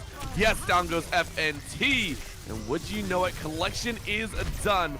Checkpoint taken care of. Maybe. Did I call it too soon? I'm pretty sure I called it too soon. This is Royalty. This is Royalty. They've got no quit in them. I don't know how they scrapped that one together. This team has been so scrappy ever since we started on Ilios, but I don't know, or I honestly have no idea how they got out of spawn in time and stalled that one out with just 1.4 meters. That was wild. It looked like Deerfield had that point, but Royalty, I mean, they just never say quit, and they never had to use Maddie's Valk either. They've still got maybe their best resource for this upcoming fight. And considering, look on Royalty's side, or on Deerfield's side, they only have one ulti. The rest of it's going to be a huge pain to deal with. But that changes if Kaguni falls early. Hippity fell to Hideo. Reckless came around the corner as well. 30 seconds left, but guess what? Royalty are going to take another 10 to 15 seconds off. This is going to be close, but they've done it this time. Deerfield slaughter 2 more and continue to punch through. Maddie is the last hope, but they don't get it, and they take it over. Another minute 30 added to the clock. Just a minute 30 to get 60 meters. Super doable here for Deerfield. It's not going to be easy, though. Royalty hasn't made anything easy on this Midtown map, but Orb, I'm really loving how Royalty's playing. Right now, they've got their backs against the wall. They could be going down 0-2 right here, but they've really shown that their no-quit mentality is maybe their absolute strongest thing in this game. It looks like Deerfield may be the better mechanical team, but Royalty is playing a level of competitive Overwatch that you just love to see. And to make those snap decisions is so important as well. They have found Reckless. Reckless sent back to the spawn. Royalty gonna try and push up a little bit, but guess who bumps him off? Mesmer. We quickly swap over as the high ground is being fought over. Hideo consistently being found out on the back end, but now chasing on their own. Up the elevator you go, and you don't get any kills. Yes, you do. You got Kagune. Now you're chasing for one more, and you slaughter. Widowman is down, and Deerfield might have had Hideo make the play of this checkpoint round. You take out that top line. You take out that annoying duo, and now you get another little push. Royalty doing what they do best, stalling out to the best of their abilities. They have consistently been put on the back end, but Hideo again finds the tank. Hideo of all time paired up with Mesmer have been absolute rambunctious beasts right now as they push 4.8 meters left. And Royalty are cutting it close. Reckless finds Hippity. Hideo finds Widowmane. And 1.69 meters to go means Mesmer takes out Maddie. Ladies and gentlemen, we are watching Game and Series 1 go the way of Deerfield Warriors. Well, a 2-1 score on Ilios, a 3-2 score on Midtown. This is the kind of showcase match you love to see. It is just so even. Royalty on first point and second point showed massive improvements from Ilios, and back-to-back play of the games for this guy. Just the ultimate final boss force in this game. Mesmer has been making play after play, as has Hideo, as has Widowmane, as has FNT. Everyone seems to be popping off. It's just Mesmer at the end gets the play of the game. Orb, what are your takeaways from the game that we just saw in Midtown? My takeaway is I sucked in high school. This is all I can say here. These players are giving us such a show, and the fact that Deerfield are fighting this hard may be attributed to the fact that these are all seniors, right? These are players that are specifically looking for those large-scale opportunities. This is their moment to shine. Not to say that Royalty are not doing the same. I believe we have FNT, Hippity, and Widowmane that are all currently also looking for those opportunities in the field. But to have a team of all seniors, they kind of know this is their one kind of shining chance, right? They don't have the opportunity that the juniors or sophomores here at this premier Overwatch recruitment phase get later on.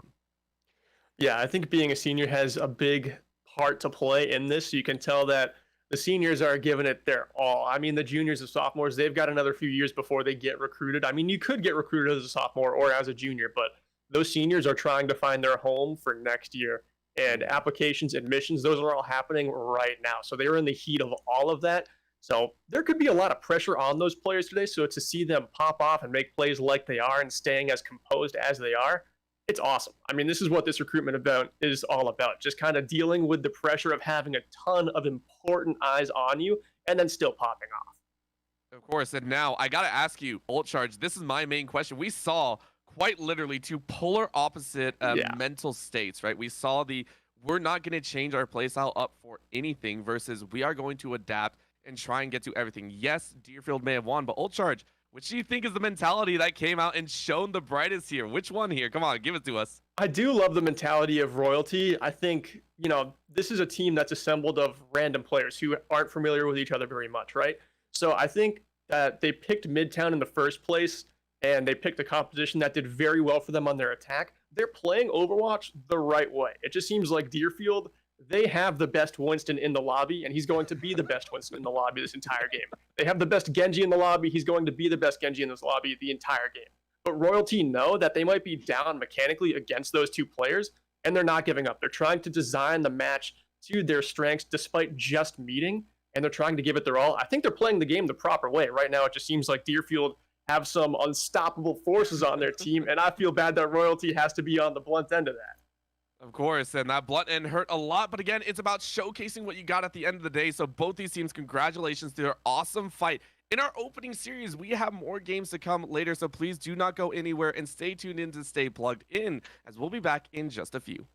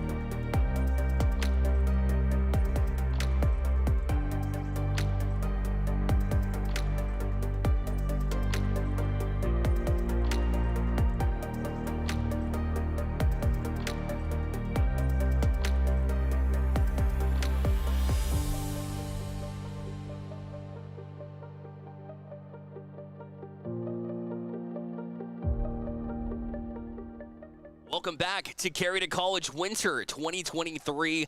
We started off with a great Overwatch 2 match to kick things off. I mean, to see that level of competition, like the two casters said, like Old said, like Orbital said, it's just great to see those type of recruitment matches when the games are so close, so you can judge, obviously, their gameplay. You can judge how they react in those certain situations that have just a lot of pressure on these kids. Definitely, yeah. Relating to the casters when they're competing at that level at that age, no shot. There's some top tier talent here, and it's incredible to watch. Well, we have a lot of different content coming at you as well. Some that will, talk about a little bit how you approach colleges, talk to colleges whenever you do hit that college fair. So we actually had Sheridan sit down with some of them during the first segment of that college fair within the Discord and got to talk to some of the colleges. Check this video out. Hey everyone, my name is Matt Pluganoff. I am the Overwatch head coach and esports program coordinator for Illinois Wesleyan University. We have a very player-first program here, and we really want everyone to get a personalized experience and a productive one out of esports. So whether that's student work, whether that's improving in a game, and putting in the time and effort to work in a team, we really want our students to have a good experience in that respect. And how has the college fair gone for your program so far? So far, the college fair has been really great.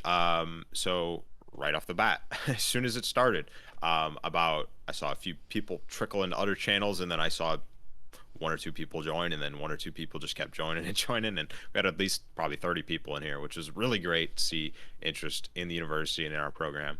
And I was answering a lot of questions about majors, about kind of scholarships and what kind of facility we have and stuff like that. And yeah, it was really great just to see the interest and to talk about the program and talk about kind of why we want to do this, and to see that there is people behind the things that we want to put our effort into is really great to see. So yeah, absolutely. And what advice would you give to students who might be nervous to attend the college fair portion of the event? yeah, so what I would say for students is life is all about opportunities. And if you just take a few minutes to look at what kind of opportunities you have, you'll get so much more out of it. You'll miss, a lot of people will miss so many opportunities by just not showing up, not doing something. And sometimes showing up is just half the battle. And looking into a few things could really change how your entire collegiate experience goes. So take some time, even if it's just 5 minutes, to pop in a few chats and ask one or two questions. Like, that's going to make a huge difference, because college is a big part of your life, and it's good to make an important and informed decision. So just taking a little bit of time to look into that will do a lot better than none at all. So Yeah, absolutely. And what traits are important? Like, what traits do you look for in a recruit? yeah, that's a great question. So one of the biggest things, at least as a coach, I'm looking for is that, first of all, they have to be coachable. Now, what's coachable? They have to be able to kind of understand and kind of take a step back from what they're doing in the game and look at, okay, what do I bring to the table? What am I doing well? What am I doing that could be improved? And just being able to open up to critique and change and criticism, and be able to take all that and grow from it all. There are sometimes players who will dig in their heels and not really be open to some sort of improvement. And those are a little bit harder to work with. But when players are kind of able to accept where they're at, then we're able to help them a lot more. Yeah, absolutely. That's super important. And last question, where can people go to find out more about your program? Yeah, so you can find us on socials at IWU Esports, IWU Esports. And we have our website at IllinoisWesleyanUniversity.com. And come on by, and happy to answer more questions as well on Twitter, Discord, whatever.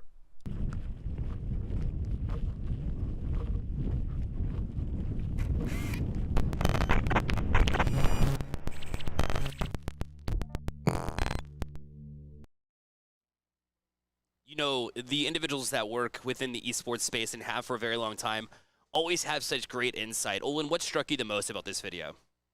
I think just the brutal honesty. He's telling people not to jump at the opportunity that we may give you. Like, take some time, evaluate your college decision, where you're going to go to school, all the academics that apply to it. Yeah, just the honesty of the coach there, I really liked.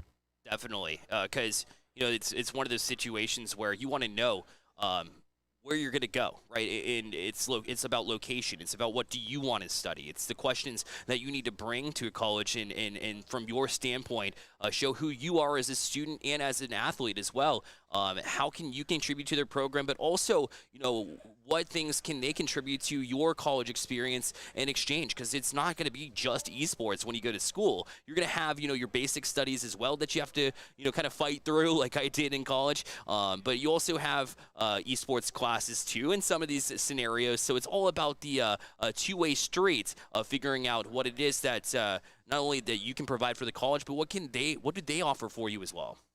Yeah, I think you hit the nail on the head there. Just making sure that it's going to be the best scenario for you, making sure that all of the check boxes are checked off and you're squared away and you're confident in the decision that you're making.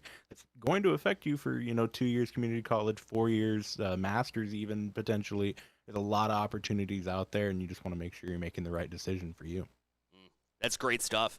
Again, we thank Sheridan for sitting down with some of these, you know, college directors and coaches who are in the Discord, and we might be able to hear from a few of them, of course, when we talk about after the college fair here that will happen at 4 p.m. Eastern time. So make sure you keep an eye out on the chat. And chat, let us know any questions that you may have on the recruiting piece, right? If I'm a high schooler and I'm looking for college, you know, what kind of things do you struggle with? What are some of the roadblocks that you're dealing with? And we'll try to talk you through them as well eventually when we come back from the break, right? But we want to see your questions too. We're always here to help as well from Stay Plugged In. And I think that's important for students to understand. Also, if you're coming back to school, right? All of these questions are unique to each individual. So we'd love to kind of answer those questions as well for you.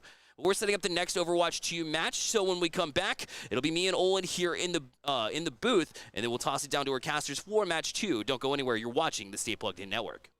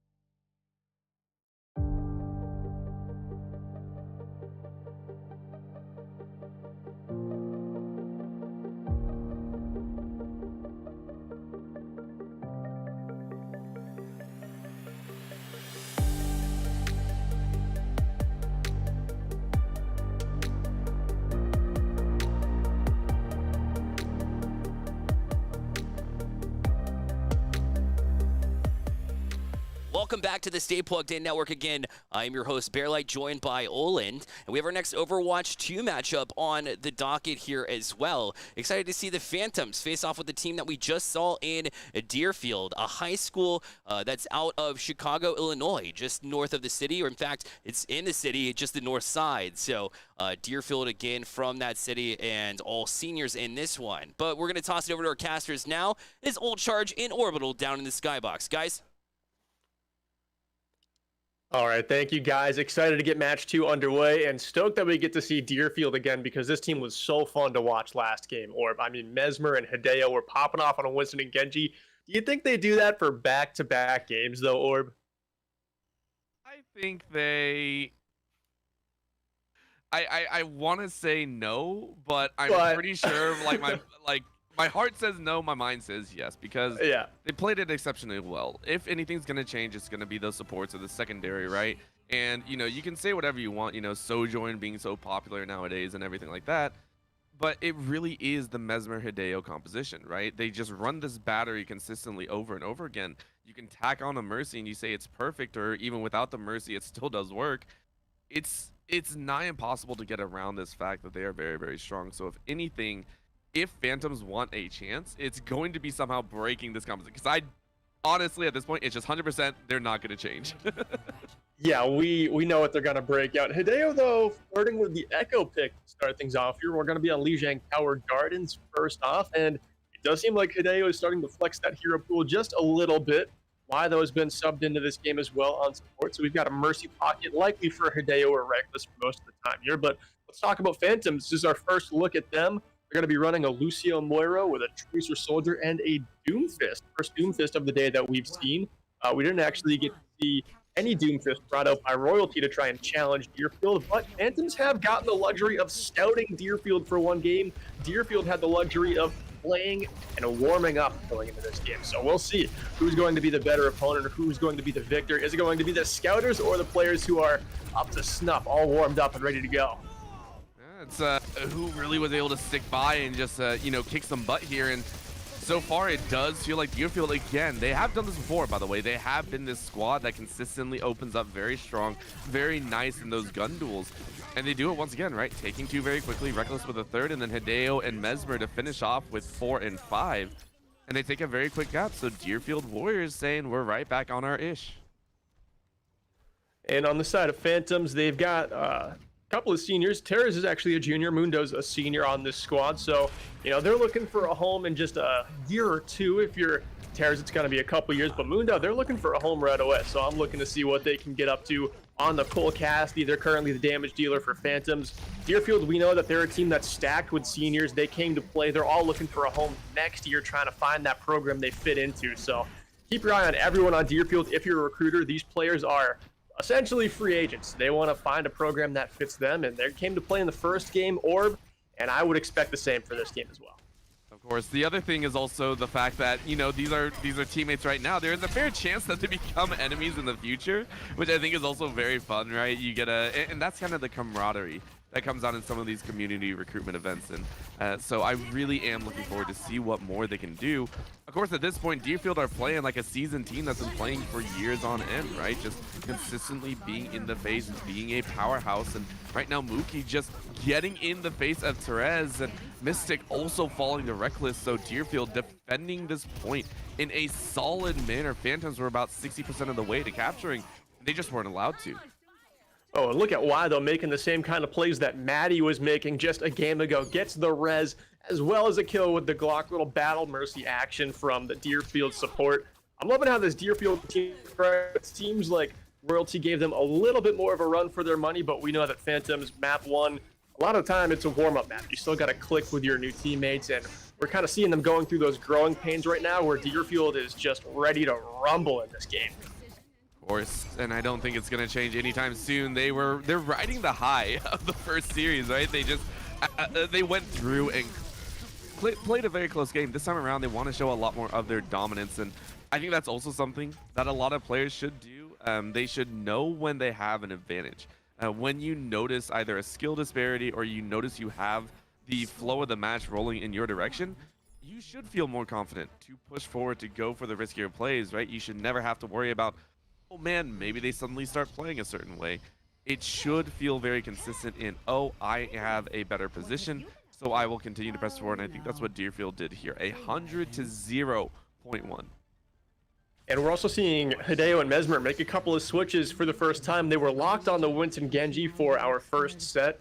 Mesmer's going over to the Sigma. First time he hasn't played Winston in a set so far today. And Hideo on the Junkrat. It is Lijiang Tower Control Center, maybe the best Junkrat point in all of Overwatch. So I do like how Hideo is just like, all right, the meta on this map has been the same for 3 years now. Let's play it. Let's show them what I can do.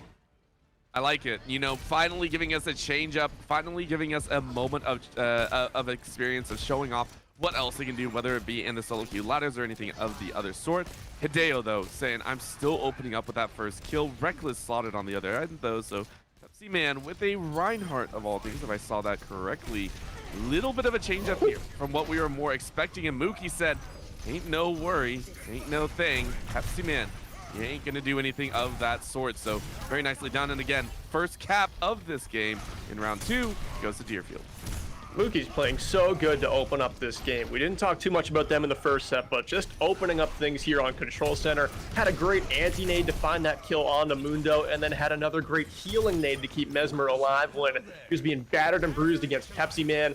Mesmer, look at the aggression from this guy. Just does not care. Playing at the edge of the map, taking on all challengers. 1, 2, 3, bring them all down. It is the Mesmer show.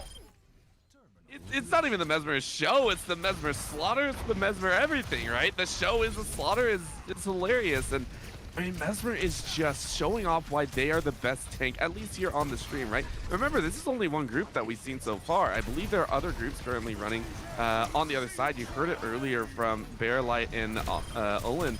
There are so many other games currently being played, and I think that's awesome to see that this is just the tip of the iceberg. But Mesmer for sure is sitting here going, give me a spot. I will be the best tank you can ever see.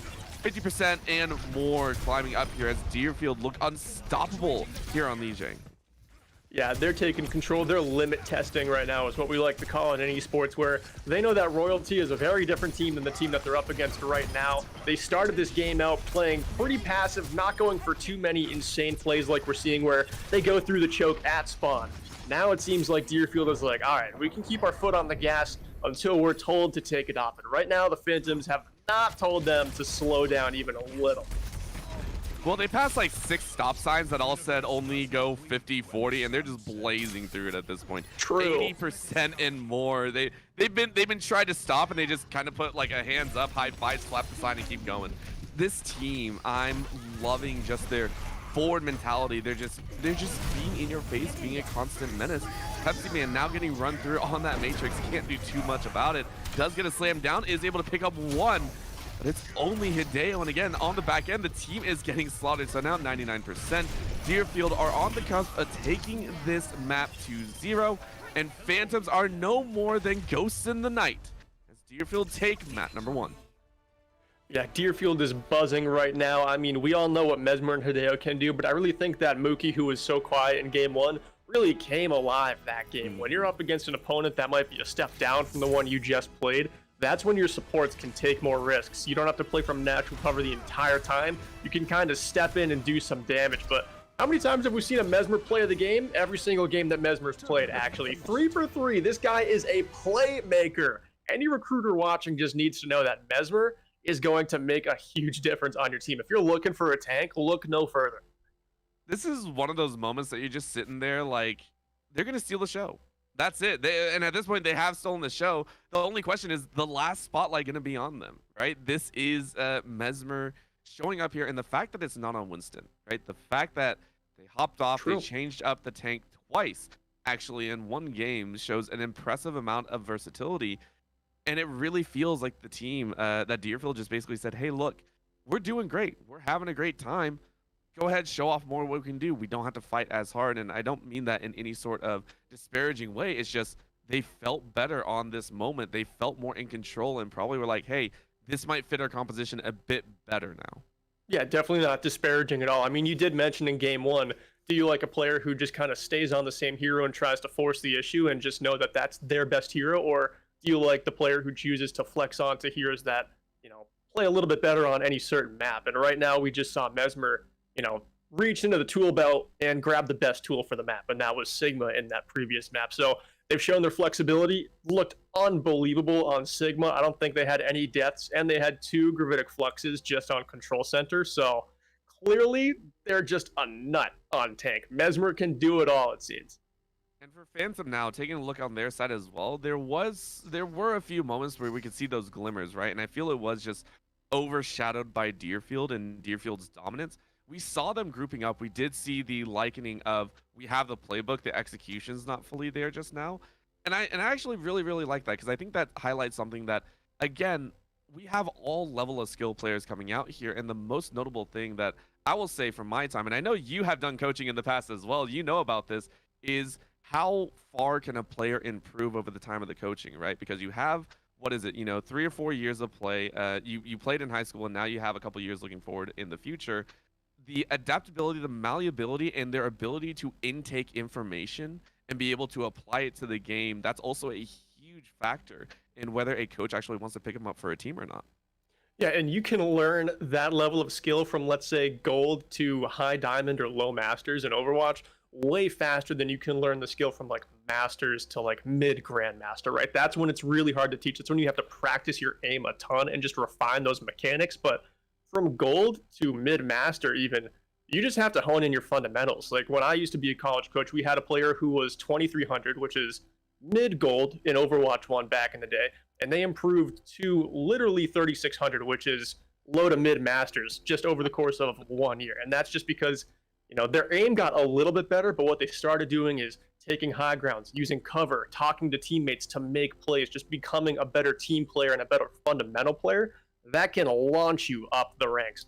Phantoms right now, they seem like they're in that phase where high school esports, it's not the biggest right now. College esports is huge, but there's not a lot of coaching in high school esports. So maybe these players get a coach and they buy into that system and they become a way better player. It doesn't take long. It really doesn't. And that's also what I'm really interested in. It's one of those fun things that I want to be able to look maybe a year or two in the future. And this is something that I do like to say. It's done in traditional sports as well. I mean, we're talking some of those Zion Williams out there and all those basketball, football, whatever you want to talk about, right? Watching players grow from the high school level into the college and maybe even into the professional scene even later, it's watching that storied step further and further up the ladder. And how quickly did they achieve that? Was it easy? Was it hard? What were the trials that they went through? I want to see Phantoms, any players on the Phantoms, if given a chance, I want to see them perform those amazing step ups. I want to see that growth, that all of a sudden shining star that comes out of nowhere. I think that'd be a great time for them. Yeah, and I think of this event a lot like when I was back in high school, I was a baseball player. We obviously didn't have esports. Both of us and both of our hosts have been like, yeah, collegiate esports did not exist when it was our time in high school. But oh yeah. I used to go to baseball showcases, and you would run into guys who are the equivalent of these Deerfield gamers, who are pitchers that are throwing 93, 94 miles an hour. And then there's the Phantoms, who are throwing, let's say, 78 to 82 miles an hour. This is a long analogy, so stick with me. But those Deerfield players, they're at the top of their skill. They can get a little bit better, but you're not going to add another 15 miles to that 93 mile an hour fastball.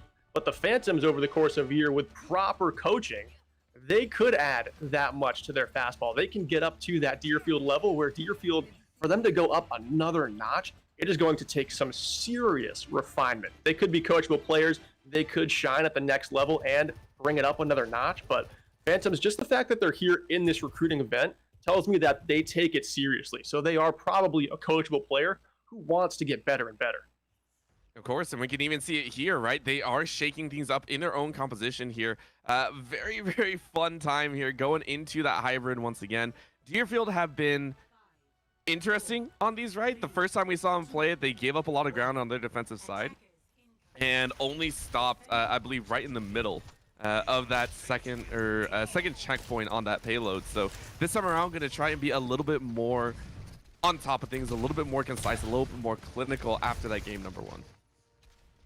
And we are going to see Deerfield tested a little bit here, because the Phantoms are running a farm. Maybe going back to spawn right now to switch off of it, but I think it was going to test the hit scan a little, maybe just scout out the comp, looking to see what Mundo's trying to do. Going back to spawn, does switch over the Sojourn. Okay, so you're not going to be testing with a FAR here, but You know, it might be the right move because right now Deerfield, they don't really have a true hit scan. Reckless on the Sojourn, yeah, Mookie on the Ana, sure, but I think if you run a Faro with a Mercy, that gives you a pretty good chance if you're Phantoms. It does. It does. We'd be interested, of course, if Mesmer is just going to be in your face the entire time. You might not even see the rest of Eichenwald, right? Like, this is going to be, this is the only part of the tour that you get to see. Sorry about that. It's an unfortunate time. Mesmer, though, chasing a little bit of a stray out and about. Hideo sniping away right now. Down goes Therese and Pepsi. Same with Isolation, so 3 shots with the arrow and the bow can be an absolute menace if it hits the right target. Yeah, Deerfield are just brutalizing the Phantoms. The Phantoms aren't coming out of spawn coordinated either, and Mesmer's just taking advantage of it, saying that I can just stay right up here if it's going to be, you know, 2 players on my team helping me out, and you guys are coming out of spawn one by one. Now we're seeing the Phantoms push out as a team. This is the first time I've really seen them have some team play, so it's a good sign that, you know, they identify that, hey, we've got to make plays together. This Deerfield team is rock solid, and we have to be equally rock solid and play together if we're going to do any damage against them. They find the opening pick here, but Orb, we know that they've got to find a lot more than just that. They gotta find kills, they gotta find movement, they gotta find a little bit of a sight line to get onto the site, which they do. They finally get to the control point and are able to tag it every so often. Unfortunately, it's being contested all the way through, so Pepsi Man trying their best to be in the front lines, to be that annoyance and cause a little bit of chaos. Hideo and Mookie, though, given free reign to annihilate in the back lines. Pepsi Man is able to find the Zen, eating Zenyatta, and other than that, not much else. Again, the backline's dead, so Deerfield Warriors happily take a stall and stop that initial third of a take. Pepsi Man just wanted to take the point so bad, had teammates on both sides of this tower, and just didn't know which way to go. It got really confusing really fast. And then Mesmer, once they're back in the fray, well, they've got supports in the backlines that are just pocketing Mesmer, so he can make all the plays that he wants. And once again, he shows up big. I love it. I love watching Mesmer realize that they can be aggressive. And again, I will say this over and over again, being able to identify when you can overall be strong, be aggressive, take a chance at opportunities is something that very hard to train, right? It's very hard to sit there and be like, I can understand the way this game is going and not only realize it, but take advantage of that point. It's something that is more intuition based than anything else. So loving this fact out of the side of the Deerfield Warriors. Whether the rest of the team wants to follow up or not, that's a whole different question, but it looks like they are doing it. Hideo goes ahead and collects, I'm pretty sure that's their 10th kill this life, pretty easily. It's just been slaughtering people left and right. Why though says, why not be in the middle? Mesmer finds Mundo, and they're just having a blast here, consistently in their face. 23 seconds left. We are going to have a ball of a time here for Deerfield Warriors. That was a pretty epic showing on defense from Deerfield, just defending right next to the spawn door the entire time. Even if they fall here and lose 1 or 2 members, it's such a long walk for Phantoms to get to point that you probably get whoever you dropped at those spawn doors back on defense if you're Deerfield. Time winding down, no shot that Phantoms get to the objective to, you know, start in overtime, but Deerfield, now it's their turn to attack. How quickly can they get it done, Orb? Are we making predictions here, or am I about to be called out here? Old Charge, what are you doing to me? I'm not trying to put you on the spot in a dangerous way. Okay. Do you think they cap in the first minute? Do you think that the Phantoms hold them to like an overtime? Or what are you feeling? How are you gauging this game so far? Oh man, I am gauging that Deerfield will get it in under a minute. They have been, I mean, we know what they can do on defense now, but remember what composition they like to run when they're in your face and whatnot. If we do see that Winston and Genji come out here, I assume it's going to be under a minute. Remember, all they have to have is, I believe, a third of the point. They don't even need to take the whole point. It's just a third of the point. So I do think they're going to be absolute monsters. Of course, if they are going to stick with just that Hanzo coming out here, it could still be done just as quickly. Phantoms, for their credit, I think need to figure out a sort of stall tactic of their own, because I think you hit it right on its head. We could see that stall. We could see that OT or anything of the sort. It's just Phantoms need to get themselves together to be able to perform that task appropriately. Yeah, and as we kind of get this like bird's eye view of the objective right now, I can tell you exactly how Deerfield is going to attack. On the right side of this tower in front of us is going to be Mesmer, Reckless, Wytho, and Mookie, and then Hideo's probably got to peek around the left side. They're going to get a crossfire going. And I'm just saying this because you're going to notice that Deerfield play the fundamentals of Overwatch super well. They dissect a team fight. They don't just go in and wonder what to do. They go in and look right now already. They're setting the tank up over there, and you see that Hideo wants to come to the other side of the tower to create a crossfire. This team knows how to make you suffer on defense and make it so you can't escape their damage. They play the game so well. They're just so good. No problems So good. whatsoever. First minute, like you said, Orb. Well, we said first minute, and I think it should have been the first 30 seconds. So what a challenge done. Deerfield Warriors give us a very clear indications that at least in this group, they are not to be messed with at all. And there it is. 4 for 4, Old Charge. 4 for 4. He is him. Mesmer went off today. You can't ask for a better performance in a recruiting showcase than this player had. Mesmer was insane. So fun to watch him play back-to-back games. I'm hoping that I get to see him tomorrow because this guy is someone you want to keep your eye on, and I can't take my eyes off him. His performance was absolutely what you're looking for as a player trying to go to that next level. Of course, and it's the fact that, again, as a tank right now, you have to cover so many other essentials that you didn't have to in Overwatch 1, right? You have to be able to both juggle offensive DPS styling with the cover that you need, and it's all about that communication because you know for a fact Mesmer is continuously talking in those ears. We don't get to hear it. I wish we could, because I wish my solo queue teammates would talk to me in that way because constantly, hey, I know I can push forward. Okay, I'm going to take that chance. Hey, you get the call. Backline, getting attacked. Let's go ahead and fall back to that. Always knowing when to push and pull, never leaving the team too far strung out on their own. This is someone you desperately want on your team. Yeah, Mesmer had total control and knowledge of what they could do and what their teammates could do and were doing in their wings. Mesmer was lights out. I mean, this whole Deerfield squad, they had a ton of playmakers on their team. Why Not came in just for this second game and played pretty great support. I mean, had an easy job. It didn't seem like Deerfield was super killable in this game against the Phantoms. This one was a little bit more of a mismatch than their game against Royalty, but still, every player on this Deerfield squad played pretty well. And Phantoms, this is probably going to be the toughest opponent they play in this recruiting event. Deerfield looked like some world beaters right now at this SPI event. So Phantoms, you're going to have other opponents who are probably closer to your skill level, and that's when you can kind of just try and bounce back. One thing that coaches really look for is you're going to take some bad losses. There's just no way around that. You're going to face teams that might be in your division who should be in a division above you, and they are going to absolutely dominate you. But can you bounce back? Is your mental stable? Do you get tilted, and does it affect you for a whole weekend?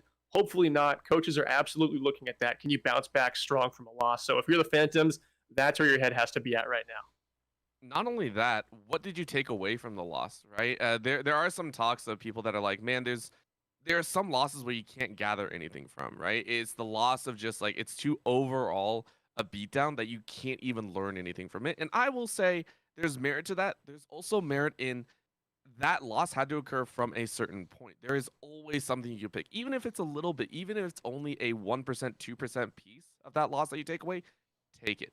Take anything you can from any match that you play, whether you win or lose. And that is what defines you as a player. That is what defines you as moving into the next step. Did you improve from that step? Did you make that same mistake again or anything of the sort? I want to see Phantoms continue to grow. I want to see all these players get better and better and see them on the collegiate stage. Yeah, and I expect to see them there. I mean, the fact that they're in this showcase at all tells me that they do take it seriously. And even though they might not be in a program that's at the level that the Deerfield players end up at, I do expect to see these Phantom players in college esports because they're taking it seriously. Like I said, I was a baseball player. I wanted to play baseball in college. I played. Didn't play D1, definitely not. But I love the game, and I played the game. So these Phantom players, they love the game. They're going to play it at the next level. There's just no doubt about it. Or that is going to be all for us, though. We're on to Rocket League next. I'm going to be casting tomorrow, but I believe that's all for you for the SPI event. I hope you had a really nice time here. I do love working with these guys. What are your final thoughts on SPI before we take off?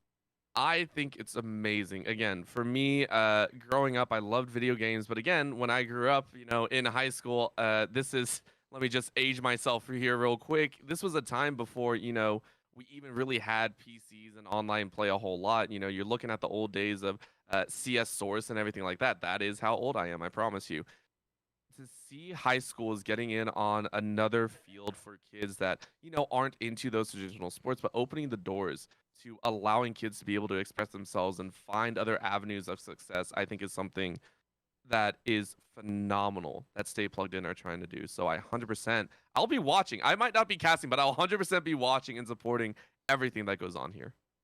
You said it great, man. I mean, the fact that they have a stage to compete on and get those important eyes at the next level on them, that's the best thing about Stay Plugged In. They get those conversations started. They find a home for these players who take esports seriously, and then they get to have 4 fun years at college playing the game that they love. I mean, there's really not much more you can say. It's just an all-around great thing. But that is all for Orb and I here on the Overwatch casts. Gotta throw it back over to Bearlight and Olin here before we get kicked off for Rocket League. Thanks for watching Overwatch, everyone. Thank you so much. We appreciate you guys for covering the Overwatch 2 matches here today. As we saw, Olin, it was incredible work from Deerfield. I mean, when you have a great coach, which we can see in chat here, Coach Metal joins us and says that is going to vouch for his boy, right? Mez is the best leader I've ever coached. That's so awesome to see the coach's involvement here in the chat as well. In addition to everything else, it's just that is so warms my heart. It's incredible to see.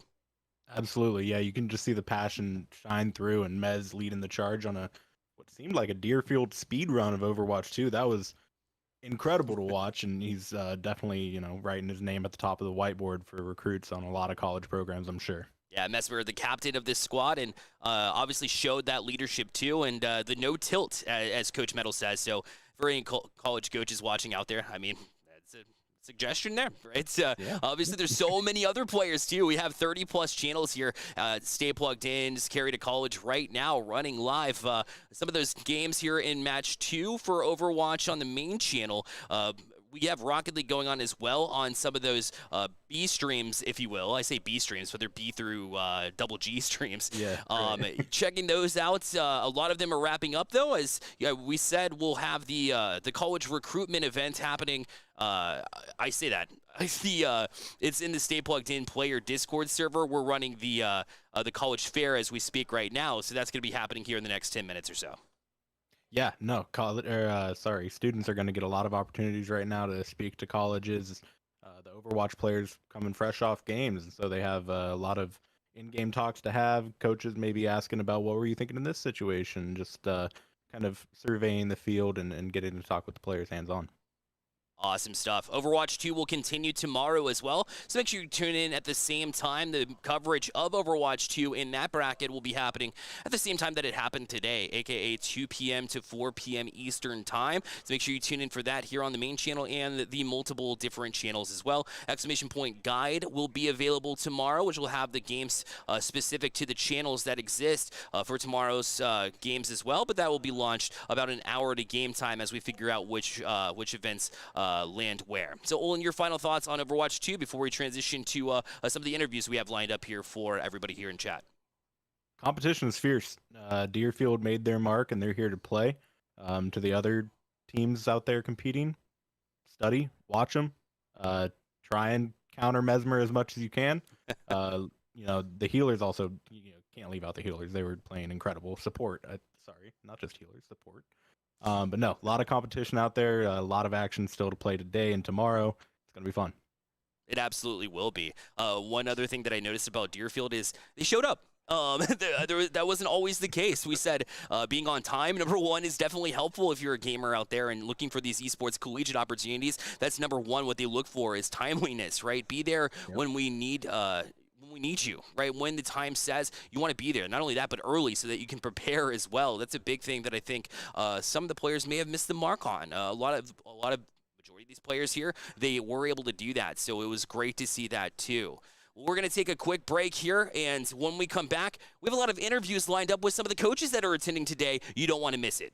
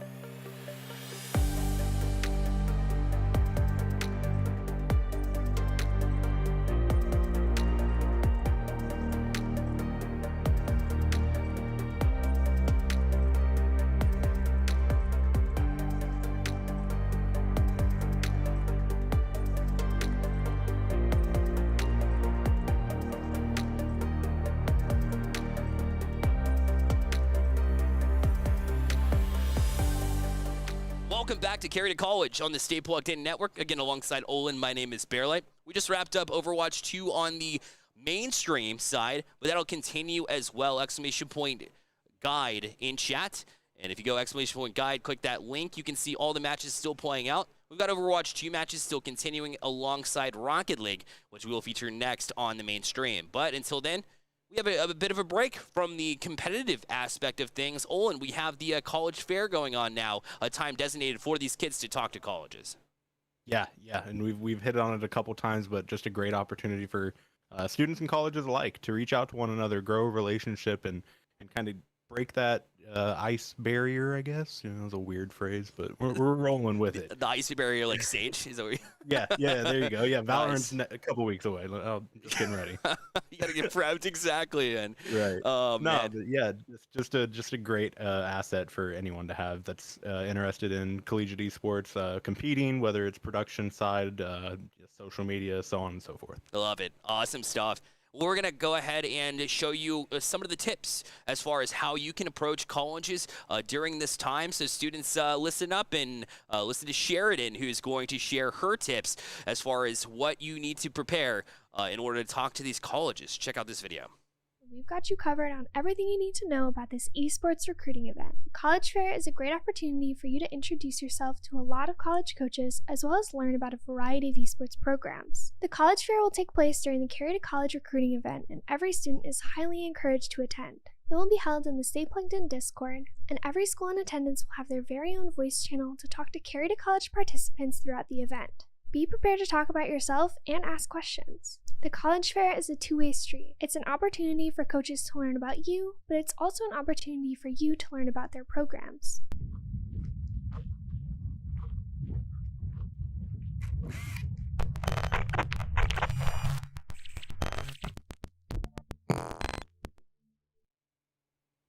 So number one, be prepared, right? Have questions that you're going to ask these colleges. I know we covered this in the intro, Olin, but it's very important that you prep what you're going to talk about as far as yourself, but also what questions you want to ask the colleges whenever they are in that same call with you.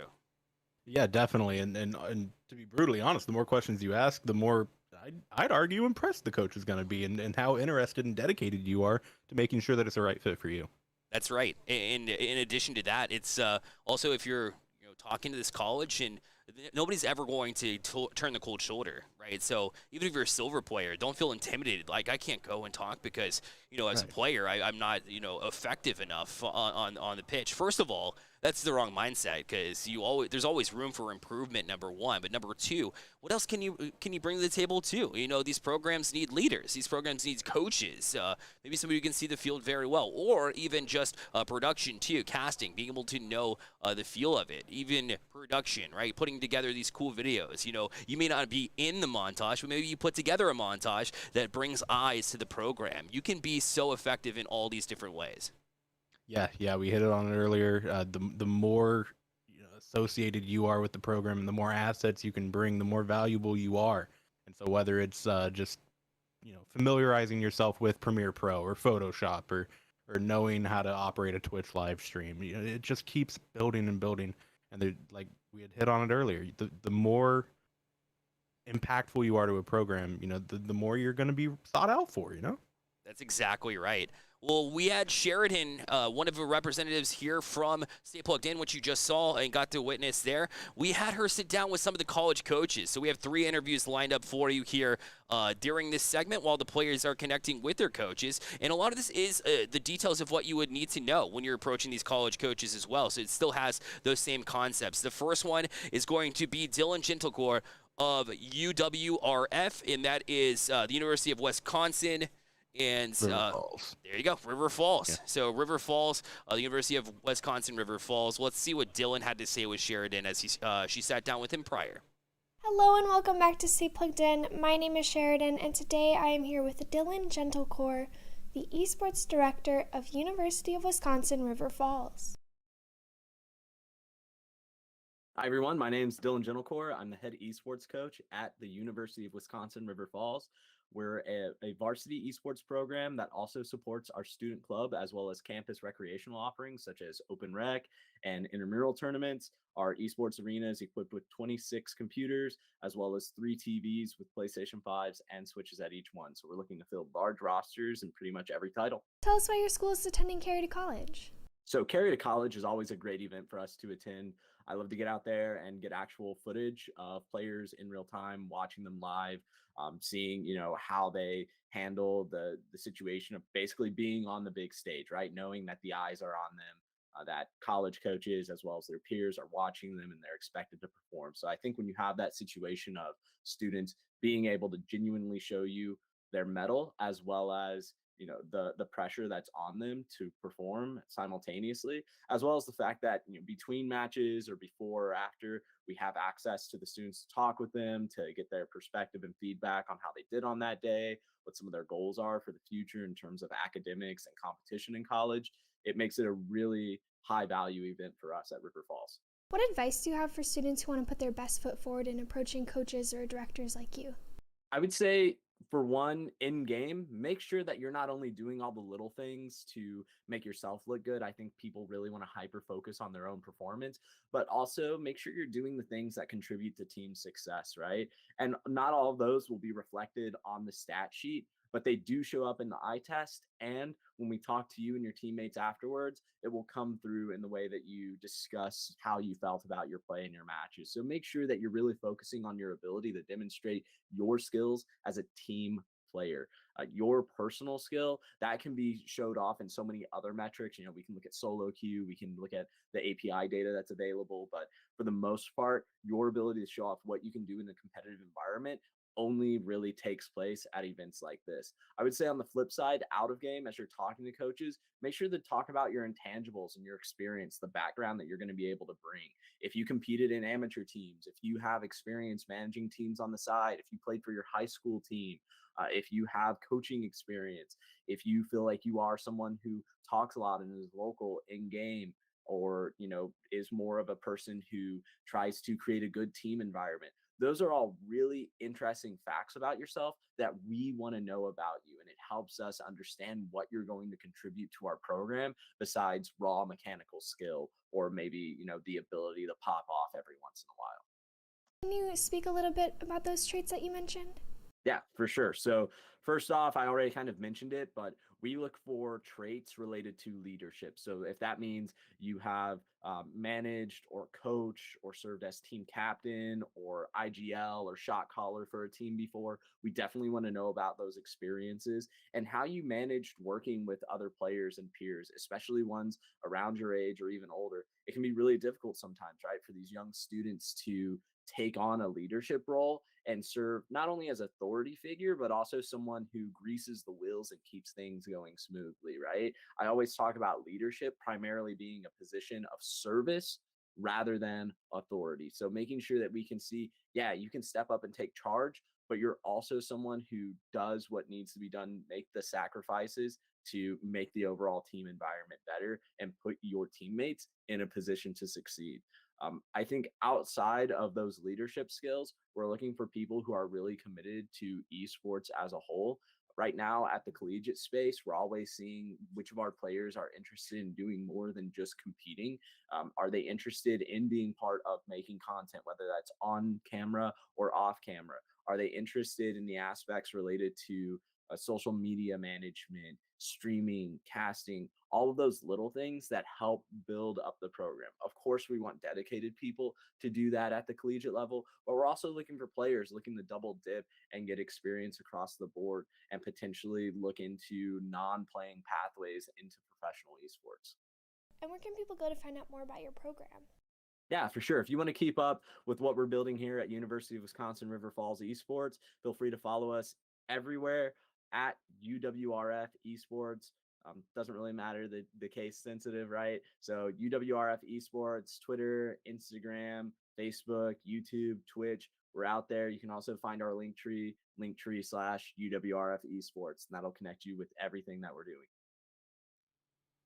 you are going to be part of a team, right? When you're into your college adventures, Olin. So you have to prepare, know that you can be a part of a team player, if you will. And that's what colleges are looking for. They're looking for somebody who can lead a team, but also the ones that can follow a leader as well. So just a lot of good advice, again, from Dylan there. We appreciate him for coming on and speaking to us as well. So, I mean, just great advice all around.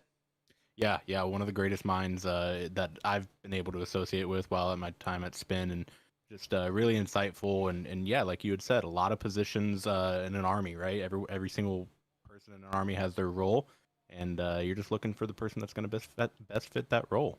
That's right. We have more great advice coming at you as well, as we have Dan Marino. He's the director, the esports director at Ball State University. Let's check out what he had to say. Hello and welcome back to Stay Plugged In. My name is Sheridan, and today I am joined by Dan Marino, the esports director of Ball State University. My name is Dan Marino. I'm the director of esports at Ball State University in Indiana, and I'll be recruiting for my university's esports program at the Carry2College winter event. For our program at Ball State, we value commitment to the process, communication, teamwork above all else.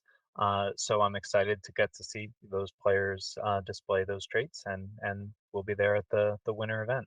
Can you speak a little bit about those traits that you mentioned? Yeah, so I think at this point with collegiate esports, we're past the point of proving that people are talented. There's plenty of talent within esports. It's really getting people that know what it means to be on a team, and in two ways. One, interacting with teammates and being that positive force when it comes to competition and the pressure around competition. And then the second is people that buy into the mission and buy into the culture and the process. So we really value people that understand that we don't just log on match day to play our game. We put in the hours and the effort in the days leading up to match day and the months leading up to the season. So people that really want to be involved in a community and really want to be involved in the process of creating teams that can compete at a high level. That's kind of a little bit of the context there. So tell us about your program. Ball State is in its second year now of an official esports program. We divide our program into three separate but equal portions under the esports umbrella. The first, obviously, the varsity program. We compete in Overwatch, League of Legends, Rocket League, Valorant, and sim racing. So we carry two rosters for each game. All of our rosters right now are basically in the top 1%, top 0.5% of the player base. So we are, able to be competitive nationally. We also have a lively club program. We have about 700 students involved in our esports club, and they do everything from recreational gaming to competitive gaming. So for students that maybe don't make the varsity team, don't have time for the varsity team, don't have their game represented at the varsity level, they're still able to find a home, play with students, and kind of make those connections. At the club level, compete in the same games we do at the varsity level, and then we also have our academy program, which is for students that eventually want to get to that varsity level. And then the last piece of our program is our production program. Our esports, or Ball State Esports, has a production or media major with a concentration in esports production. So we're able to give academic instruction to students interested in esports production as a career. And then to go along with that, those students that are in that major, even students that aren't in the major that just like esports production as an extracurricular, are able to work with our production team, our broadcast team, in order to do live streams of our varsity events, create content when it might be shoulder content, ESPN style, talk show. It could be highlight videos, social media management, graphic design. So we're able to bring in students that have that creative ambition and use it to bolster our esports program, whether or not they ultimately desire to work in the field. So in all, our program has, like I said, 700 students in the club. We have about 60 students competing for us on varsity teams, and then we have another 40 in our production program. Tell us why your school is attending Carry2College. One of the things, obviously, Stay Plugged In has done just a phenomenal job, I think. Kind of finding this niche and being a really, really great resource for us in particular when it comes to recruitment. The students that we managed to bring into Ball State this semester, this was our first recruiting class with Stay Plugged In, are some of our best students, not in terms of skill, but in terms of preparation. So we have a number of our incoming recruits this fall. Came in with a wealth of experience, knowledge. They're great people. They've lifted our program. So I'm excited to attend this to make our second class, more of the same. I want to ultimately, stock our program top to bottom with, people that are passionate about the field, people that, whose why for going to college or maybe a particular college is because they want to do something with esports, whether that's playing, creating, leading. And I know that, with working with the students that from previous recruitment cycles from Stay Plugged In, they've been excellent. So I'm excited to, kind of get in there and get to speak with more and hopefully get some more applications and more enrollments from it. And where can people go to find out more about your program? 2 spots. Twitter is a great spot for that's where we post all of our updates, both with what we're doing team-wise, our results, our competition standings, some of our production clips, but that's also where we post updates about for prospective students on how to get involved. So all of our handles are at BSU Esports, all one word. If you prefer a web page, bsu.edu/esports is another great resource. Kind of gives you all the esports facts about our program and then ways to get in touch. Again, great advice overall. I think one of the things that struck me was, the fact that you need to get your feet wet coming into the college world. I don't care, if you're the greatest Rocket League, Valorant player, what other, games you mentioned that they have at Ball State. In order to find out, go to staypluggedin.gg and find their account to see which games there are. So for Dan Marino, he said they have that JV program. So when you come in, you get your feet wet first, kind of explore which you really are your strengths and maybe explore some of the things that are weaknesses that maybe you didn't know that you had too. I think it's important to have that discovery process before you step up to the next level and go varsity. It's good to kind of get an idea of what you're dealing with first. Yeah, I also saw it as, you're doubling. You get to realize like what the collegiate esports schedule is going to be like and how you balance that with your academic schedule, with your social life schedule. It's a full-time job sometimes, so you just need to understand what you're getting into and just like you said, get your feet wet. One of the things that hit me was I loved his statement, the find your why. We had hit on it a little bit earlier about ensuring that you're finding your role in the team and understanding that that's your role and that's your why, and he's just wanting to kind of cement that idea, and I like that. Yeah, that's brilliant in my eyes. And overall, I thought he did a great job of breaking things down. So we thank, again, Dylan for his work up at the University of Wisconsin River Falls and what he had to contribute here to the conversation as well. And, of course, Dan Marino at Ball State University giving his insight as well. We also have one more interview coming up later in the broadcast as well, as we will eventually go and talk to PJ Farrell of Cleveland State University, as Sheridan had sat down with them. But Olin, we also looked at the Discord server, the player Discord server here in the Stay Plugged In side of things, and a lot of students connecting with these colleges, which you love to see. It was definitely an improvement of numbers since last time, and that was already pretty large number of students showing up. Yeah, definitely. Awesome to see students getting out there and communicating with the coaches and even one another maybe. They're working with each other and talking, finding best interests, one alike. Maybe one player liked the other player's style and they want to go to the same college. Who knows? But yeah, no, awesome to see the numbers going up and just students making more conversations and outreaching. It's awesome. No doubt about it. Well, I'm going to bring on Hail Monkey Man now. It's time for Rocket League, as Hail Monkey Man joins me here in the booth to talk a little bit about the game at hand, but also what we can expect to see in this event and everything else. Hail Monkey Man, welcome to the booth.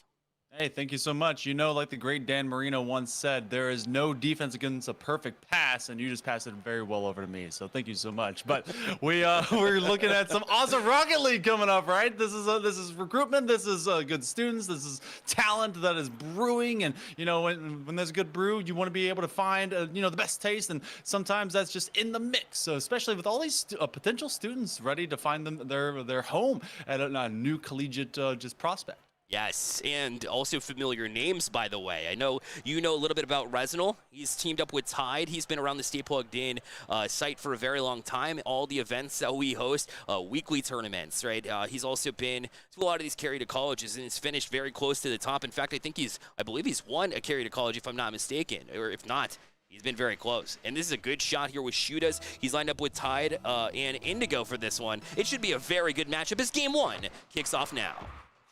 This is going to be a fast, fun one. It's going to be quite hectic, and of course, it's going to be everything that you guys want to see because it's about teams that can gel. I mean, one of the biggest things that I've seen when it comes to just Rocket League overall, especially at the collegiate level and various levels, is about how the vibes can kind of kick off. And Resinal is one of those players that's really at one of those high echelons, and so Shootaz in blue are going to be one of those dominant favorites, but I like the defense so far from Walmart Wi-Fi. Yeah, they're off to a quick start. Their average rank is GC2, but it doesn't really matter at this point in time because they're trying to improve themselves in every way, so it doesn't necessarily matter with what the results will be. But so far, so good. You're right, they're off to a hot start as you see Indigo try to pull this one down. And it tried to toss it to Resinal, couldn't quite do it. His Tide will cut it off, though, nonetheless. And the Shoot is trying to bounce back. I've seen Dap. He was the absolute difference maker. He teamed up with JT for the Valhallan tournament that happened a week ago. So he's a difference maker from start to finish. And in fact, he will finish here as he makes it a 1-0 lead. This just shows how often that you have your prospect, your aspect of a great player, but then sometimes it just gets behind you, and that'll be a step in the right direction for Walmart Wi-Fi, which maybe they were able to upgrade over to that Wi-Fi 6 instead of just the old A, B, and G. But this time around, Shootaz, they started off on that momentum, able to kind of move forward to that front point of the pitch, but didn't come away with anything. Instead, they were left sleeping and slacking on the back end, and that is a great interception. Walmart Wi-Fi is really picking up steam. Yeah, he's this full team is looking to try to connect with one another. Their passing was something that I noticed when we talk about the Valhallan tournament, and how they try to transition against one of the best teams that we've seen in Stay Plugged In, and really in the bubble scene as a whole. One of those teams that could be a breakout in RLCS if they were to, really have one of those shining moments that you see from bubble teams all the time. So I expect nothing less as you see Resinal come off the back and get that double touch to tie the game in 1. Sometimes that's all you need, a spark, just a little bit of a fire. That goes right over one, and then you have Dap waiting in the net, but they have to be in perfect position to stop that double tap, and because no one was able to be there defensively, both defenders were one at the line, one in the box, and one had already attempted to go and make that intercept. There was no one to defend the actual shot, which means it's all of a wait-and-see moment. Well, they get to wait and see that one go in their own net, so Shoot is going to shoot, play is going to play, and we are tied up here in the first game. Sure are. JT pushing forward too, but he was cut off by Resinal as he somehow made that read, and that one looked like it hit the post, went in. So you take that post luck and you roll with it as now 2 in a row for Shootaz. Oh man, Resinal was already in position to round this one out if it were to have bounce over to the wall and then come back over. But seeing that he's basically given an oopsie-doopsie assist from that pass aside, they're going to be able to bank off of it. So good profitable bit of awareness, and Resinal is the type of player that can do that in earnest. Dap with a high pitch, but again, it's the speed that can be stepped up to the plate, and Indigo does that quite well. Another shot, but it's Tide that, haven't been able to talk to them too much. We talk about kind of the highlight players that show up on the stat sheet first and maybe foremost, but it has been those players that have been able to promote them forward, and Tide finds the last couple for Shootaz to keep this one to a 1-goal margin. Sure has. They're keeping it close for sure. You see Shootaz definitely picking up the pace a little bit as you see 2 commit there from Walmart Wi-Fi, and now Resinal in the zone try to push it across, but JT going to try to jump on it himself. You see Indigo from his point of view try to toss it up to Tide, but a good job from Dap to read it there at midfield. That's one of the noticeable things too. He's a pure striker at heart, but the defensive play comes as no stranger as well, as Dap will get it over to Rick and they'll push forward.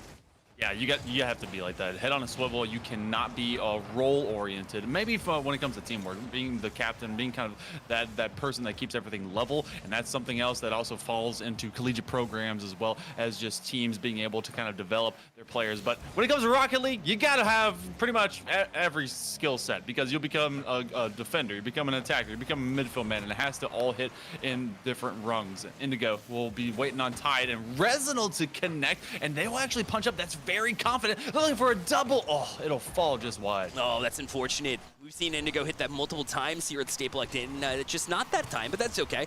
He'll be able to regroup. His team has built a 2-1 lead here for a reason.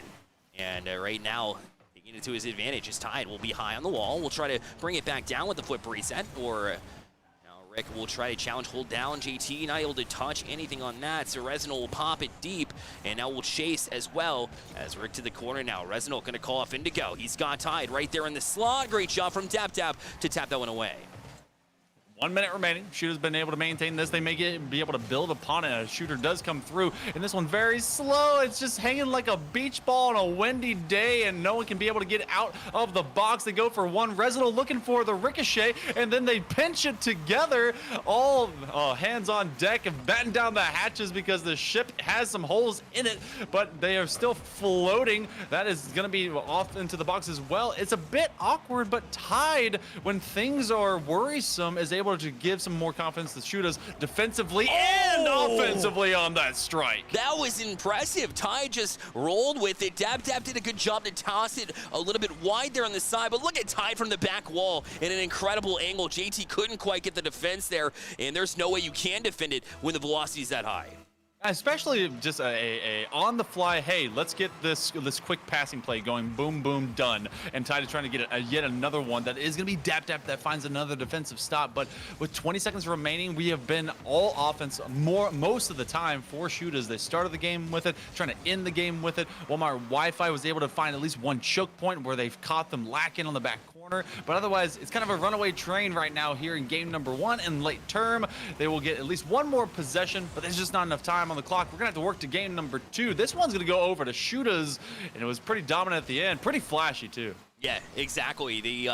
Once they got that 2-goal lead, they felt a little bit more confident. You can see it in their mechanics at the flip reset, but it started before that as well, as they just had a multitude of minutes played there towards the end where they were dominant. Their passing plays looked sharp. They looked just like they were ready to play from 2 minutes in. You know, you'd like to see them start off pretty strong because you reach the CRL realm, and when you get there, other teams might take advantage of that. I thought Dap did a great job to play defensively and hold them off for a minute.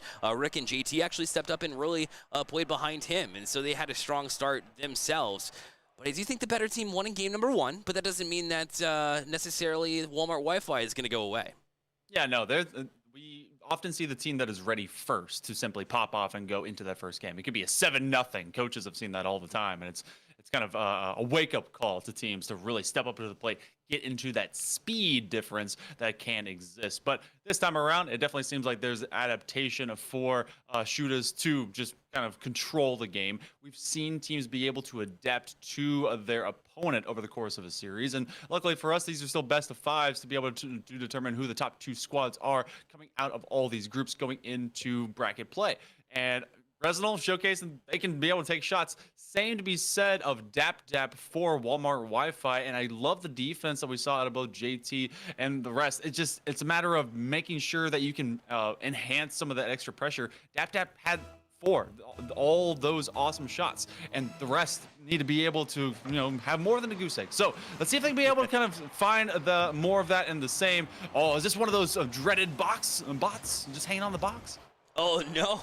Looks like it looks like multiple got affected by it, apparently, as we had a few disconnects. We're going to see and judge exactly what's going to happen here with the ruling. In the meantime, we'll play it out here on stream to figure out what may have occurred, as only 2 members of Walmart Wi-Fi remain here in this lobby, so looks like they're playing it out. Not sure what's going on with it, but we'll give you the updates whenever we have that happen. Looks like we will get a restart on this match, so that's the good news here. I want to go kind of back into Resinal and Tide because, as the one who writes articles as a journalist for Stay Plugged In, I've seen them play and compete in the weeklies for what seems like a lifetime, ever since the inception of 2022. And so see them playing throughout the entirety of the year last year. It was that duo, but they always brought in a different third for the most part. You know, it would be a couple weeks here, they'd have a third, another couple weeks they would have another one, and yet they strung together so many wins. I mean, I'm talking maybe 14 or 15 different times with all different players. What is it, the difference between having a strong duo like that and then being able to find that third that can finally solidify the situation?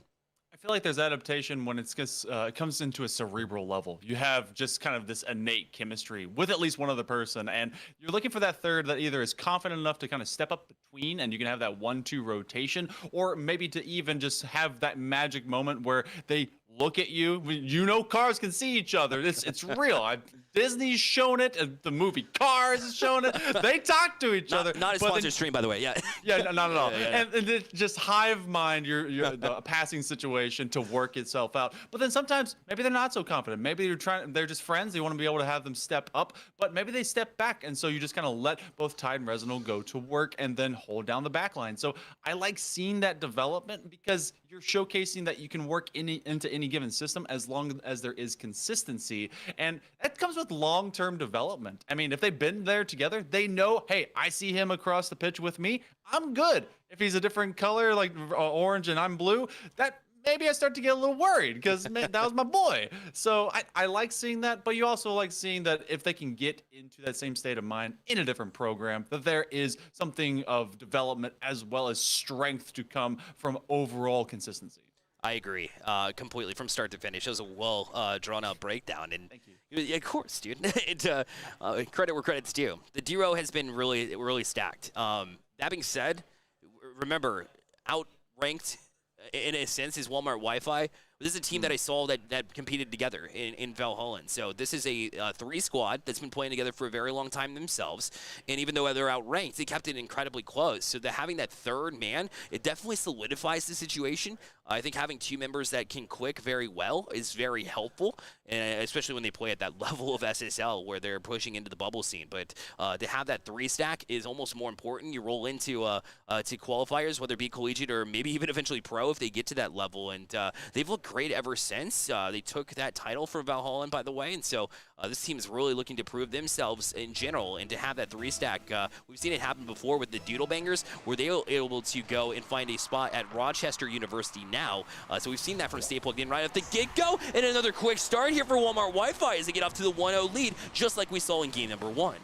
And you know what? Straight off the kickoff, try to enforce your will. And JT, that's their first shot counted on net. And guess what? It is a goal in 3 seconds. Something else to be thought of is that if you've been rolling around with the same 3, the same duo, the same kind of squad for the longest time, when you go and get recruited into a separate college, the college can also kind of make a decision based on, all right, this system seems to work. Why don't I, look at the option of maybe picking up both or multiple? And there's also the case of, hey, we need one.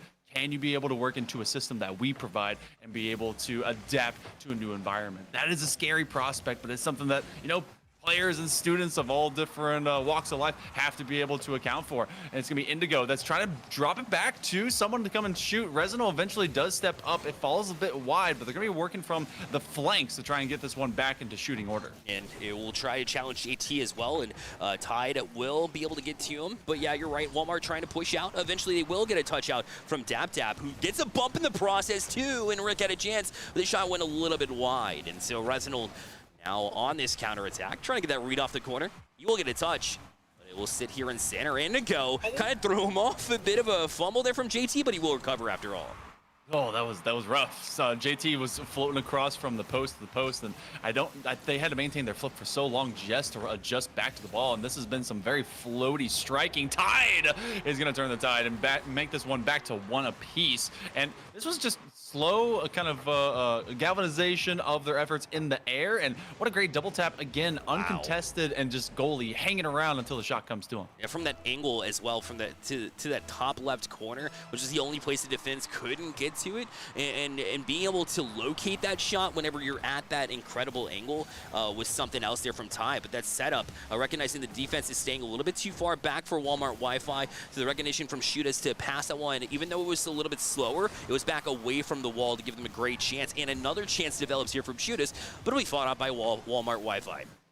all three of Walmart Wi-Fi were in that corner, so you just needed one good challenger from shooters, and they found it that was able to kind of disrupt the flow. But now a good pickup. Dap is in a one-on-one against Indigo. They make a high flick, and it will be a double commit, so Tide's out of position, but Indigo is able to maintain possession on their tip of the nose, and that is Resinal that hangs out just underneath. They're calling, you see them kind of raising their hand, calling for him. They're stealing all the boost down that long end, and they're just waiting for Dap to maybe get challenged and lose possession. But even though they get all that boost, it doesn't turn into much except for just kind of long zone pressure. And so now they move this one to the opposite side of the pitch, tied to 1v1, looking for an air dribble bump, making an air dribble double tap as they score another 2 in a row. Shooters on top. Well, I'm not sure what the stream picked up on that one, but I believe it was Dap's point of view where he played that one just as well as you possibly could, and it didn't matter because of the placement off that second touch from Tide. I mean, that was just excellent work. Tide's been in his zone recently, and it shows as they continue to just put on this pressure. I mean, let's be honest.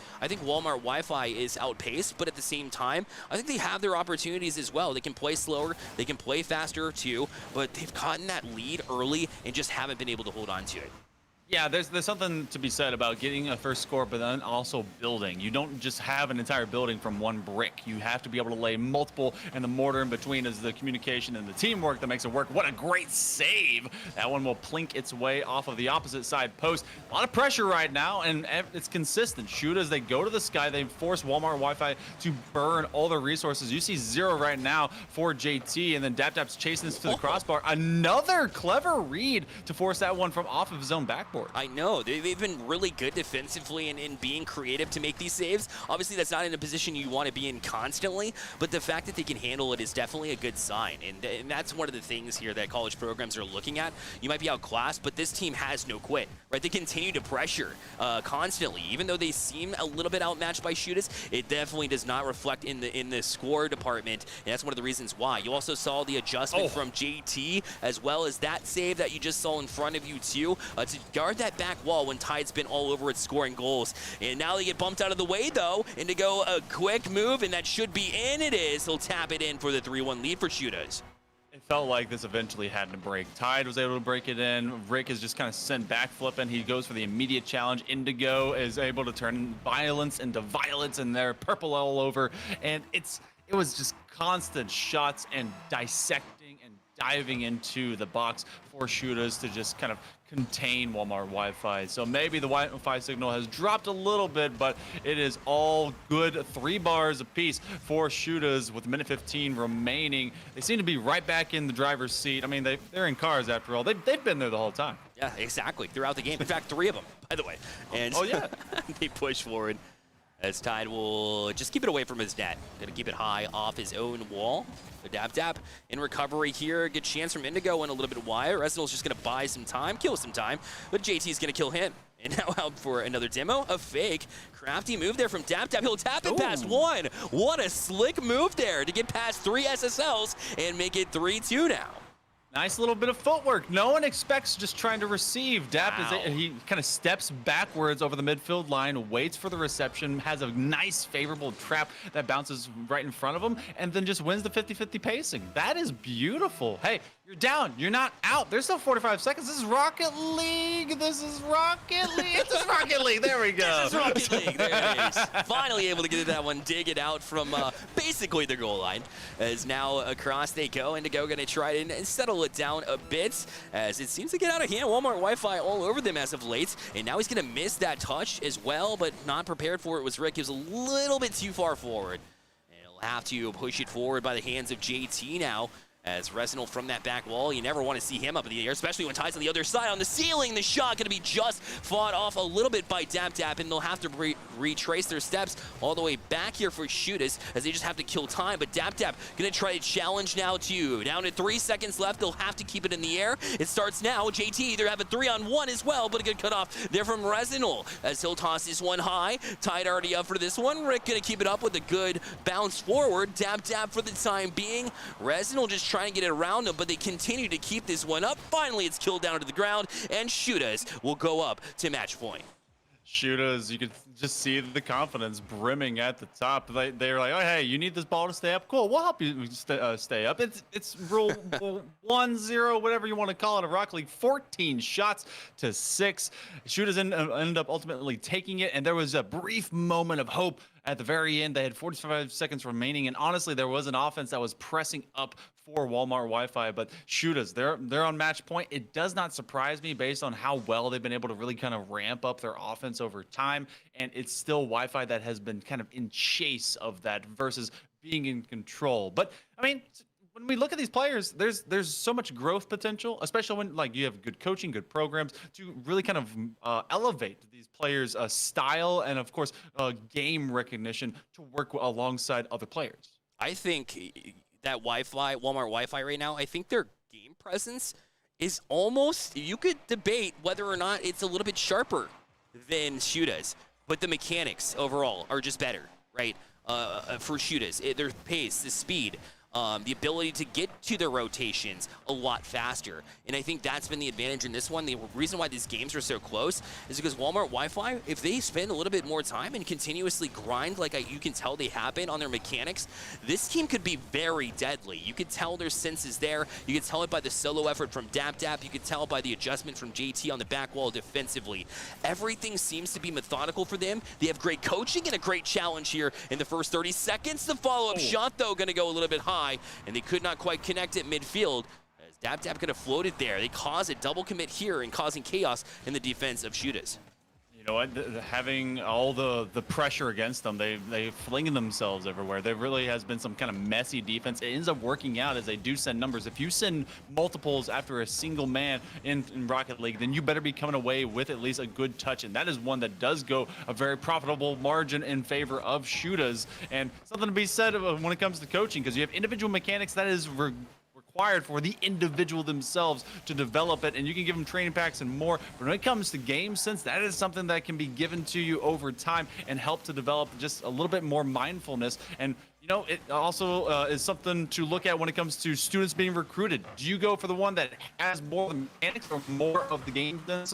Which one do you kind of lean into? And I'd say one is a little bit easier to teach than the other, and one is a little just more innate. We're more, or rather 100 seconds here into game number 3, and we're still not up at nothing. Yeah, we are. And the defenses both ways have been strong. Is this the first goal? It is. DapDap able to find a little bit of a soft spot there behind the last defender, behind the third man back, and was able to launch this one past Indigo for a 1-0 lead. That was a boomer from distance. Indigo was not ready for the heat on the backside of that ball. So a minute 45 into game 3. One that Wi-Fi needs the most. I'm not exactly sure of the current standings of this group, but I know that Wi-Fi was at 1-1 coming into it. A big save on that top 90. Wi-Fi's been able to get these goals good to go, at least to either tie things up or get themselves an early lead. Brick by brick, we need a second brick. We need another one early. I want to see Wi-Fi try to get up to a 2-0 lead. Yeah, that would be huge for them. Right now they're sitting at 1-1 versus Shooters at 2-0. So Walmart Wi-Fi already dropped a series. Obviously they didn't want to drop another one. And it's going to be tough to try to hold on when Indigo is making plays like that. He made up for that third man back mistake coming a little bit too far forward as Resinal kind of flip reset, and it might have thrown off the defense because the next man up was able to tap it in the back of the net. What a clutch, just kind of block. It looked like it was going to be another sprint upwards to go into offense, and then Resinal right in between two defenders was just kind of whoop, just popped it up, and with a follow-up, able to lay it into the box enough for an opportunity to develop, and Indigo does pounce upon it, and again, that's just great communication. Look for the redirect. The pass is not going to be found in open space in front of the net, but now beyond the midpoint of this game, Walmart Wi-Fi is keeping pace with Shooters, but Shooters looking like they're going to get on the top end. That's another double tap. Resinal, they set him up, they knock him down. I mean, when you saw him go up for it and the back wall was a bit empty, that's where you knew it was going to be a bit of a problem there for Walmart Wi-Fi. I do respect the fact that DapDap was up early to challenge that one, to try and push him either left or right, but it just came a little bit too late, and that's where those rotation speed comes in handy. When you're able to get out there and get that challenge before it's able to develop, it's either that or you got to fall to the back wall. You got to choose a little bit sooner. it's unfortunate because those free back wall defenses have kind of opened up so many chances for shooters really to just get to you. Tide is looking to dive onto this one if they can. They can't quite make the margin of error in favor of them. JT will be able to get just a piece of it, and Rick goes jousting against Resinol, neutral 50, and Resinol is able to get another piece on his way down. This is a sprint, it's a foot race, and it's being won with speed by shooters as Ties makes it 3. I mean, there is no reason for DapTap to expect him to be up there. And so I'm like okay with him trying to push it down the field at that point in time, especially when Resinol was the last one back. But he was already at the ceiling. I'm not sure how he got up there that quickly. Either way, it's a bit of deja vu here. Walmart Wi-Fi jumps out to a 1-0 lead, and then Shooters put on 3 in a row. We've seen this story play out before, and we might see a fourth 1-2 tied a little bit off the mark, but still Shooters on top. This is so far, yeah, every single game has been 3-1 in some fashion or form, and Walmart Wi-Fi has been able to at least get the second one in game number 2. I want to see if they can do the same. I want to see that bounce back. Then never say die, never quit, always playing. It's a video game. Why not play? Resinol gets bumped off of the ball, and that's going to be, again, every single time you have a player upfield for shooters, they're able to have another one in development that's able to slow down what could be that big counterplay. Walmart Wi-Fi, they do have DapDap stepping up to the plate. They go 50, but it goes very fierce and fast to the opposite side wall. Rick in a foot race has a third of a tank, and they're trying to chase down 2. Both defenders for shooters are trying to track after. That's a shot, but it finds 2 defenders, especially Resinol, who turns it around the 90. It seems like shooters get a little bit comfortable, and whenever they do, they kind of catches them by surprise. Walmart Wi-Fi does, and so then they are like, okay, let's go back to the pace that we are supposed to play, which is our full capabilities, and then they put on a few extra goals, but nothing too crazy. Walmart Wi-Fi has kept it really close. Unfortunately, this is looking more and more like it's going to be the last game of the series, and it won't favor them. But you gotta look at all the positives you can pull from Walmart Wi-Fi. As casters, we tend to do that and give credit, to the losing team as well. In this case, it's very authentic. I think they gained a whole lot of information from this game. They better be saving their replays because, my goodness, they did so many good things that they can learn from the next time around, bring it back to this team, and they'll have a decent shot to beat this team eventually. And even if they're able to close out the groups and perhaps move on to the next round if possible. Yeah, I don't know exactly who's going to be coming in second for this group. We definitely know who's coming in first. 4-1, 3-0 just on the crest of the horizon for shooters. But like you said, there was some great individual successes. We got to see some good dribbling. There was honestly some very cerebral passing that was going on for Walmart Wi-Fi in a couple of different instances. It was just a matter of having that be consistent. That's hard to do, especially in some of these big moments. But it will be shooters. They were consistent the entire time. They at least scored 3 every single game. This one ends with 4, and they go 3-0 in this series and just dominate. They looked really good doing it. They did, and it's just the nature of the grind, right? We've seen Resinol and Tide over and over again in the Stay Plugged In Weeklies, formerly known as Turbo Tuesdays. Stick around, by the way, for a little bit of a surprise. We have an announcement to make about some changes to what we have for the Weeklies, so keep an eye on that here momentarily. But overall, I mean, when you're just competing week after week, you're competing in RLCS, trying to get the open qualifiers, trying to get to closed. You're competing in Stay Plugged In events so that you can prove to the colleges that you're talented while also getting that extra practice in. I think it says a lot about the team's ability to perform whenever you're just consistently putting yourself out there. Yeah, that's very true. You have students regular players, anyone in all levels of life, and of course just progressions in the game that are just trying to compete. If you're not used to competing, well, get ready. You're going to have to compete, especially at this level. CRL is huge. It's not just, saying, oh, well, they're just champ ones out there. No, it's players at this level and even higher that are grinding for it. That's why you see everyone at this particular junction, because they're trying to prove that they can be the next best thing and the next big thing at whatever school that, may be able to offer them some opportunities. And, seeing teams and players do that consistently from week to week, it shows that they're ready for the big time. And maybe there's some that still are apprehensive to the sweat, to the grind that happens with that. That's true. I've seen that happen too, and that's confidence that can be built by a great program as well. That's right. And in fact, if you are out to prove that same mission, that you're not only capable but want to contribute to a team in the future collegiately, you have to check out staypluggedin.gg, open a new tab, go to staypluggedin.gg, and create your free player profile. That's where it begins. And we don't just offer Rocket League. We don't offer just Rocket League and Overwatch. We have Valorant and League of Legends coming up with Carry2College as well. The second weekend happens 2 weekends from today. So that means 2 Saturdays from today. It'll be the same time. So there's still time to register if you're a competitor in Valorant or League of Legends. It's the Riot series coming up in 2 weeks. So if you're a part of those titles, check it out what we have to offer here today. Prove yourself as well. And there's so many other titles that we run with Stay Plugged In. We're going to take a quick break, and when we come back, it'll be the last match of the groups here, or the bracket rather, for Rocket League. Don't go anywhere.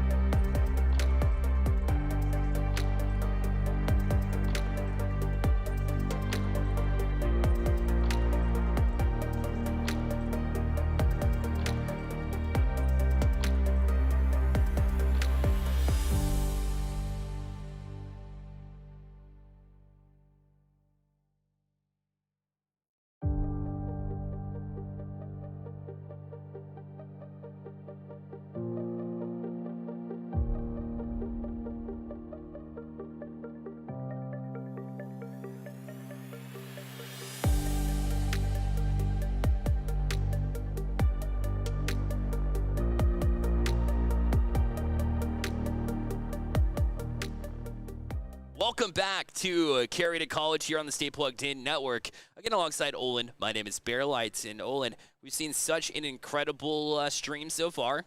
We have another day on the docket as well, but before we get to that, we have a big announcement to make here. Oh yeah, we got the replacement for the Spin Weekly series. That's right. It's called the 2023 League Series Initiative we have going on. The League Series will feature 6 weeks of play and the playoffs as well. It's going to be on a weekly basis here. We have Rocket League and Valorant. So if you play Rocket League and Valorant, well, for Rocket League, Monday is your new day. And for Valorant, Tuesday is your new day here. And it's created to give you some great practice along the way. I know we've partnered with a lot of organizations around the country trying to build those grassroots efforts. I know Illinois and Indiana, two that I can name right off the bat, but I mean the many leagues that we partner with as well, including Playverses, including Valhalla as well. So all these leagues, all these high school leagues looking for practice. If you have your team and you just want a little bit more constructing, this is the place for you. Yeah, absolutely. It's going to be a great opportunity for teams that are wanting to stick together and build experience together to compete against other teams in likewise competition while also having an end goal. That's right. Let's check out this video about the League Series that we put together as well. So, Pass Bear, take it away. All right, stay plugged in, Valorant and Rocket League recruits. We're leaving the old way of hosting weeklies in the past. We're launching into 2023 with a new Stay Plugged In League Series. The League Series is designed to create more competitive games and even more ways to be discovered by the colleges that you are interested in. Absolutely. The 2023 Stay Plugged In League Series will feature a 6-week regular season where teams will accumulate points. Teams in the top 8 of points at the end of the season will compete in the playoffs and for their share of the $1,000 prize pool. Yeah, plus half of a team's points are going to transfer over from one season to the next. This is to support the players that like to grind it out and be better as part of a team. After all, college directors and coaches, they love that commitment. So make sure you speak to colleges as they watch you succeed and get that much needed practice in with your team. Mondays are for Rocket League, Tuesdays are for Valorant, and every day is an opportunity for you to push for a college esports scholarship.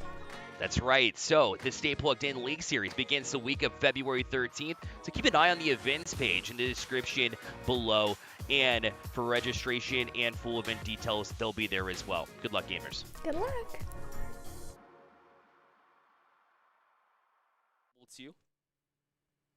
Because you're also able to, kind of grind it out with some of the teammates in as part of a team, which you'll see at the collegiate realm all the time. Yeah, no, definitely. I mean, you got household names like, we just watched Shooters with Tide and Resinal. They're competing in Spin Weeklies every single week. And so now they're going to have that opportunity to continue competing together against teams of likewise competition. And like I had said earlier, for that end goal of the $1,000 prize pool in the playoffs.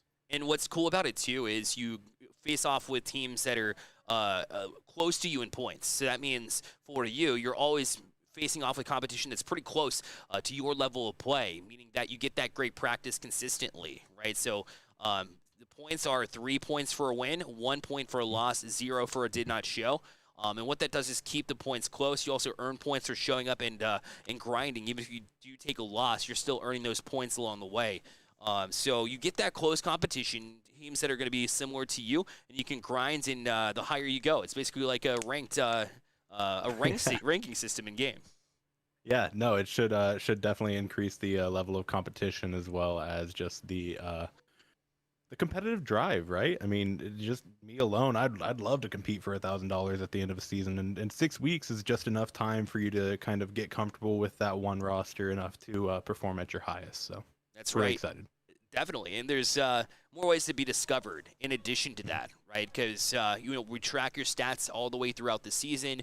I even put together articles to kind of reach out to the colleges so they can kind of look through and see who are some of the best performing players in the league, right? We take the stats and hand out awards in addition to that, right? Who is the biggest playmaker, right? Who's, the striker, top striker throughout the season. Even for a week-to-week basis, we'll do that as well. So it kind of gives you a good eye there too. Plus 3 of the 6 weeks in the regular season and the playoffs, all of those will be broadcasted too to our main channel, which means for us, you get more time, which means more airtime to play in front of colleges. Yeah, definitely. Recognition is going to be huge from this league alone. You're going to have repeat viewers coming back to see if you maybe had a fluke week last week, and you're going to prove them wrong because everyone who plays on Spin is incredible players. But no, very excited for this competition. I think it's going to provide a lot of insight to who we really have here at Spin, and a lot of talent's going to come forward. That's right. It begins the week of February 13th. So keep an eye on the staypluggedin.gg/events page, the events page of our website, where you'll see the registration launch here in just a few days, maybe within the next week or so. So just keep an eye on when that comes out. No confirmation on when it does, but just keep your eyes posted on the events page, and you can register there. Again, that's Rocket League and Valorant. Rocket League on Mondays and Valorant on Tuesdays as well. And as it grows, we might add some extra titles there too. There's been multiple titles that we've been considering in addition to just those 2 titles. But for now, I think it's a good start, especially for you Rocket League individuals who are here watching the stream right now. Yeah, definitely. I mean, just with Turbo Tuesdays alone, the turnout every week was pretty strong, and I can only see it getting bigger from here, as well as Valorant, the Road to Radiant. So, absolutely. So we're about to head into Rocket League again, a match coming up for you. But before we do that, we kind of want to give you all the details of the weeklies, including how it works on the payout in addition to that. So again, per game, throughout the season itself, there will be a $1,000 prize pool at the very end. 1 through 4 will get paid out for their performance there in the playoffs. So the top 4 will be paid out.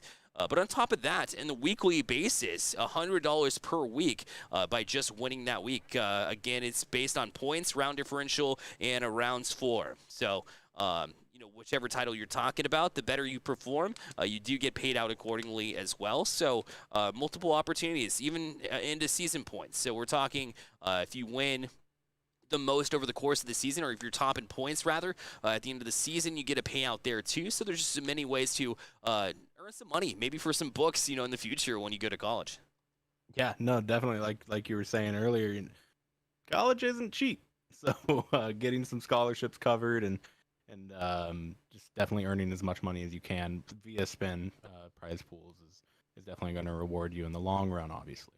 But no, Turbo Tuesdays and Road to Radiant series, like I said, had a great turnout. So we're only expecting big things from this. That's right. Yeah, it's going to be big things for sure. Well, we hope you enjoyed that announcement as well. And again, keep an eye on the events page of staypluggedin.gg to check out when registration will be. We're going to take a quick break and set up the next match for Rocket League, so don't go anywhere. You're watching Stay Plugged In's Carry2College.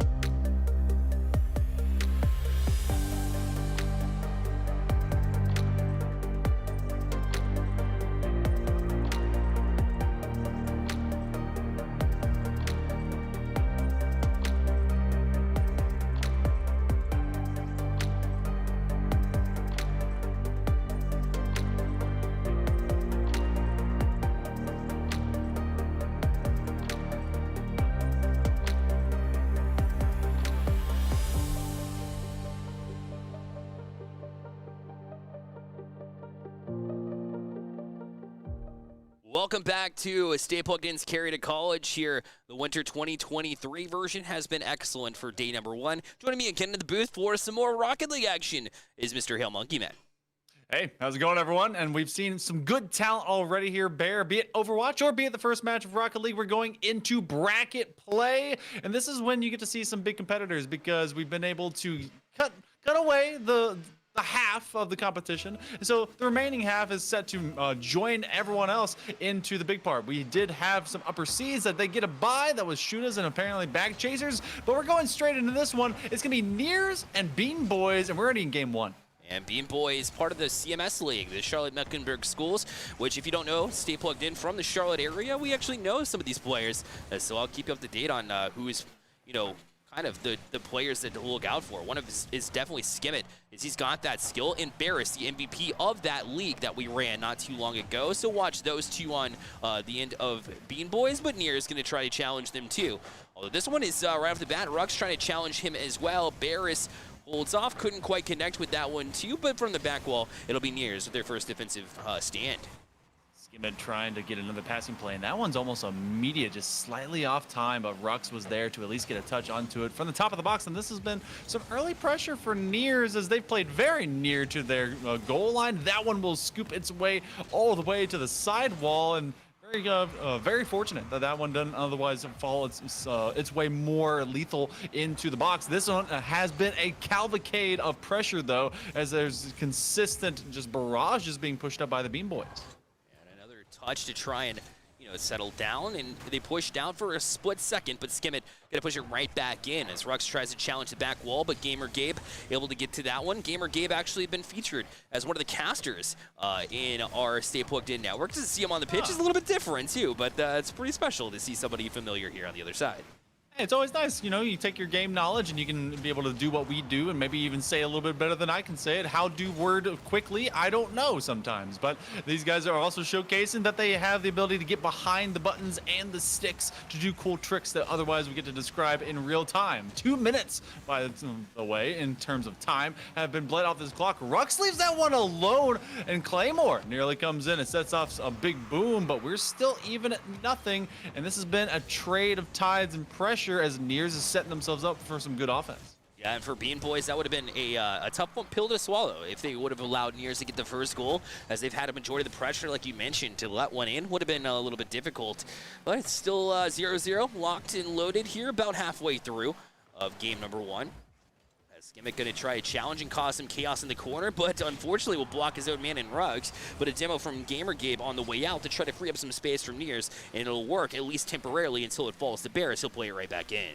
That was a nice side flick to just get that one out into open space over the midfield line. This was an awkward position, so Gamer Gabe, GG's running away with it, gets some boost. This is now looking like a bit of free play antics. They're looking for the double tap, trying to trap it onto the back wall, and now that's the jump. And again, it's a little bit untimely and late, and it's a foot race, trying to get it beyond Rux, but Rux is able to be the crux in that situation, stays in front of it, and that'll be Bean Boys with the first score of the game. Interesting. He knew the one place that the defender could get to, so it looked a bit awkward as you saw A trying to get it to the corner, the back corner perhaps, but Red all the way and nicely jumping out to that one was Rux to make it 1-0 here for the Bean Boys, and all of that effort that they put in is going to at least pay off in the first goal department here with 2 minutes remaining. Here's Rux challenged in the corner. It's Gamer Gabe. We'll leave it high for A, who tries to challenge Barris, but a good job to get up there in that box in order to tap it away to the corner. Here's Claymore now, going to try to take a shot. Barris was there, but Skimmit didn't want to take any chances. Try to jump out as well and get a save. Either way, Bean Boys in their defensive stand will hold, and so do the Nears as we play back and forth. And that's one of those unpunishable kind of double commits. Really isn't something that, you have to worry too much about. You see all of one player kind of skirting at the top of the box, and they eventually find a nice touch. Gamer Gabe trying to do the same thing here at the midfield crosshair, and that's just timely. Barris is able to get a boom down to the other end of the pitch. Skimmit looking for a passing play, and look, it's time to embarrass the defense as Barris comes across, strikes it, and that's 2 up for the Bean Boys. The fellow Bear got the hookup pass right there in the box, and Gamer Gabe thought they had time. The Bear snuck across, rather, and was able to put it in the back of the net before the defense could even get out the challenge. So the speed of Bean Boys proving to be pretty hot so far, as they did get the 5th seed here in the bracket out of the 12 teams that will line up here. Again, the top 2 from each group advanced. And for the Bean Boys, they are the upper seed, and they're playing as such currently. As Barris up to challenge. This one will go corner. Holding back and waiting for it is going to be AEGP.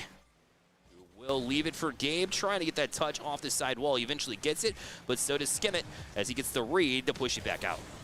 This is just one good execute for Nears from being a either tied up or at least 2-1 venture. They've been able to find a couple of different pushes, and AGP is trying to get on the top side of this ball, but Claymore in weight now has to chase it to be able to get it back to Gamer Gabe, who's played more as a constituted control main to just come out into open space. They're looking for the bump, and they're looking for a goal. That one, they can barely even buy it. They go flicking past it, and it turns into a save. Oh, Bean Boys are just saying, all right, cool, we'll take those 20 seconds to go. You take them when they come. They don't come often, but that's definitely good news for them as this will wrap up game number 1. It would seem, at least. Nears need a goal here in the next little bit. They try and challenge, but this one will fly all the way across the pitch, killing even more time. And under 5 seconds, the Bean Boys will take game number 1. They were the striking team out of the 2, and you saw Nears work a little bit of pressure there, but a little bit too late here in this one. But no real red flags didn't offer me as far as Nears go. We'll see if they can put anything together in game number 2 whenever this one dies down. Yeah, I mean, just like you saw in that final play, it was a matter of finishing the game, finishing the goal, finishing the form that you've run to the net with, and sometimes it just plays against you. But Bean Boys, they only get 2, a couple, 1 apiece for Bears and Rux, but there was a lot of pressure. You get to see 8 shots to the 3, and I mean, when you see the saves differential be favoring one squad, that means that they were under fire a little bit more often. So Nears, they can play maybe a little bit closer, nearer to each other, if you will, just to be able to get on the top end of the ball to force some of those passes. And also individual play, it's unfortunate. That one just hung around. I think like that was like 95% the way in. It just didn't crawl the rest of the way.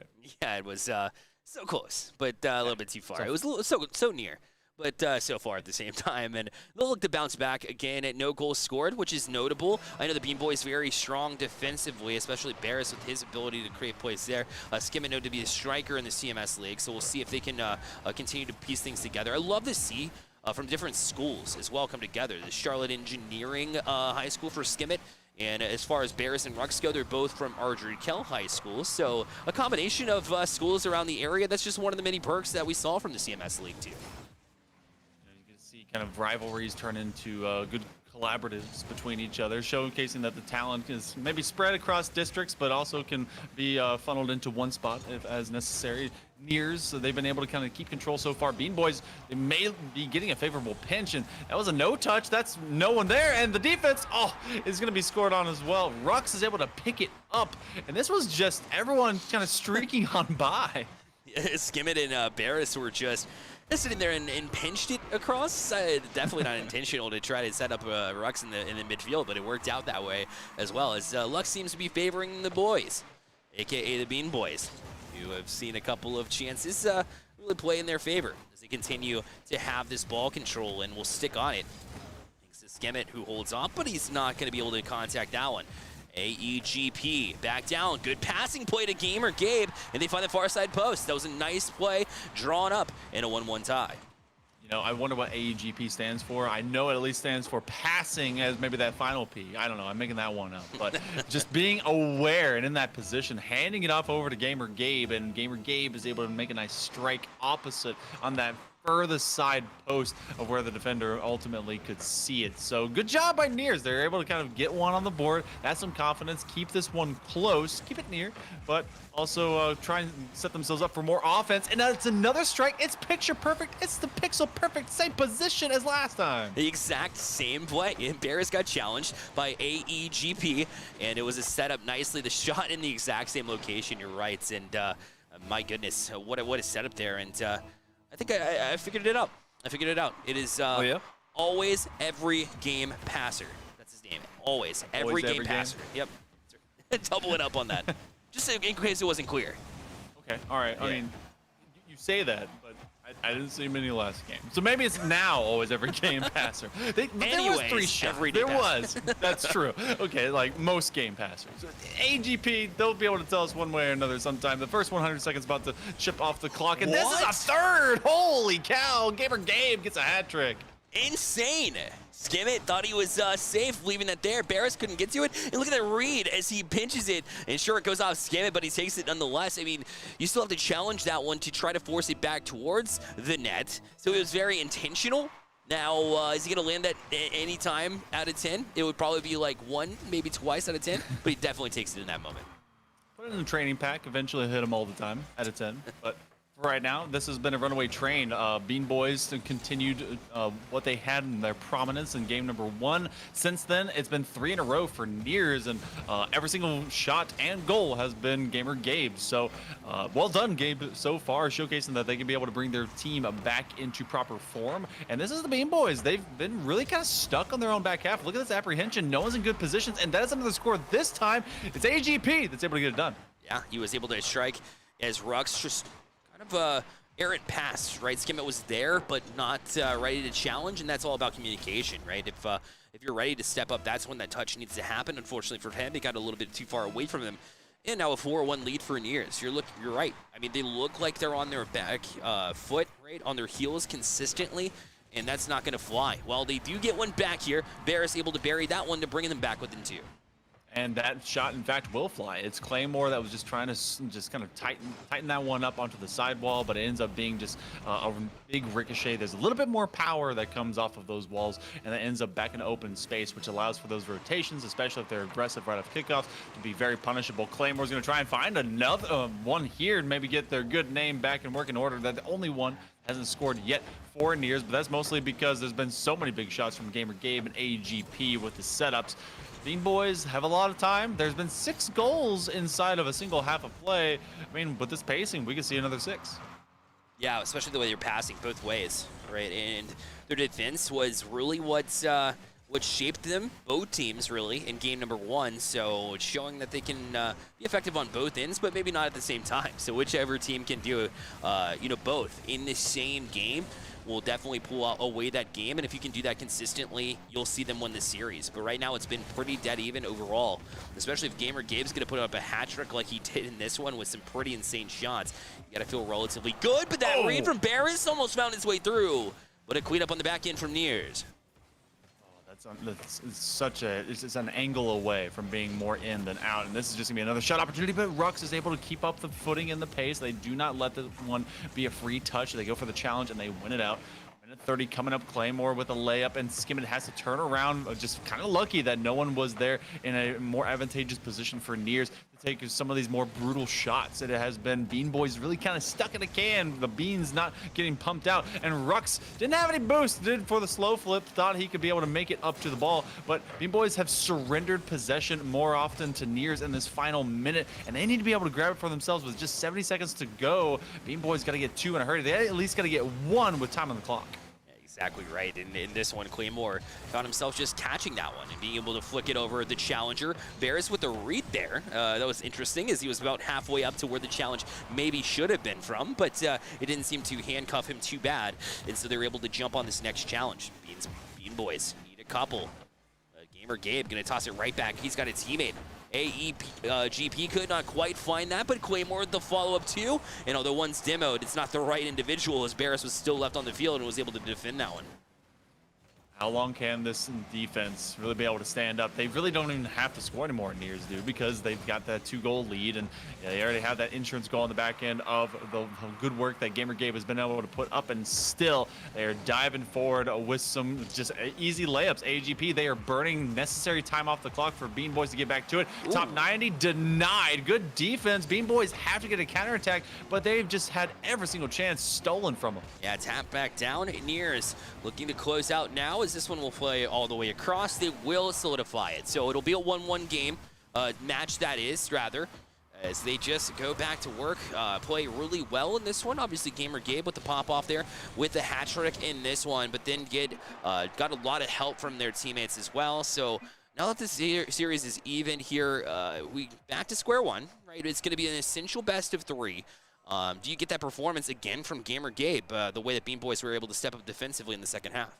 I don't think it happens as quickly, but you saw the consistency from Gamer Gabe once he was able to kind of more confidently take over free space. He didn't score from after those three. It was AGP that was able to get another one, but I think that was just a burst of pop off. We see that so often when it comes to just players or students, and Gamer Gabe just made the best of a great situation for him and his squad to get 3 in a hurry, especially after surrendering the first one.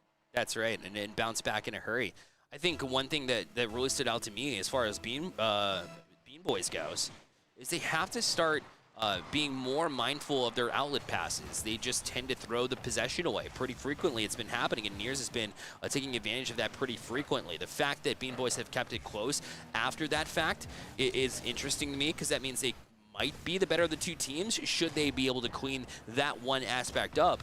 But if it continues here late in this series, Nears may be able to take advantage of it. I'd say one of the most important people here, especially on the Nears side of the pitch, is AGP. AGP has been able to connect between Gamer Gabe as well as Claymore. Claymore is a little bit more oriented, or rather rotationally oriented, kind of just mindful of where they need to be on the pitch, try to not kind of be too mechanical. Whereas Gamer Gabe has been very aggressive, and AGP is that glue between. For Bean Boys, it's kind of more the same. It's been Rux more often that's been that last man diving back on defense just to get this down to the corner. Speak of the devil, Rux is here, and they're actually an Angel able to save out Bean Boys for him before anything starts to develop. But the first minute has gone away, and it looks like Nears is setting up for another bit of downfield pressure, but the counterplay is on. Yeah, Claymore is a bit perplexed by what to do with that one. Couldn't quite get the catch, or kind of did a little bit too much. Wanted to move forward and was just not able to do so. The momentum kind of stopped in its tracks. And Rux tried to sidestep him. Claymore almost tossed that into his own man. They will regroup in a couple of touches, although awkward will serve its purpose here. And into the corner goes. Skimit could not quite get to that challenge, and that one looked like it might stay out, but it does eventually hit the post and go in. And AGP, the one to put Nears on top, 1-0. I put the onomatopoeia in there because you had 2 players hanging out into this corner side zone, and that means there's no defender after the rotation is happening with the third man. So a really good shot by AGP, able to find the first here in game number 3, which will be for match point advantage. And hey, sometimes it just takes 2. Rux is able to correct this rotation and this shot, and we're tied at 1. Yeah, the kickoff, and I guess they saw him cheating and on that kickoff as well, which is the typical strategy at 3v3. However, they were able to counter that perfectly by sending it forward off that wall, and they will definitely take it. Bear stepped up, they got a pinch, and next thing you know, it's even yet again. As Bean Boys keeping it close. This one will be pinched eventually out of the zone themselves.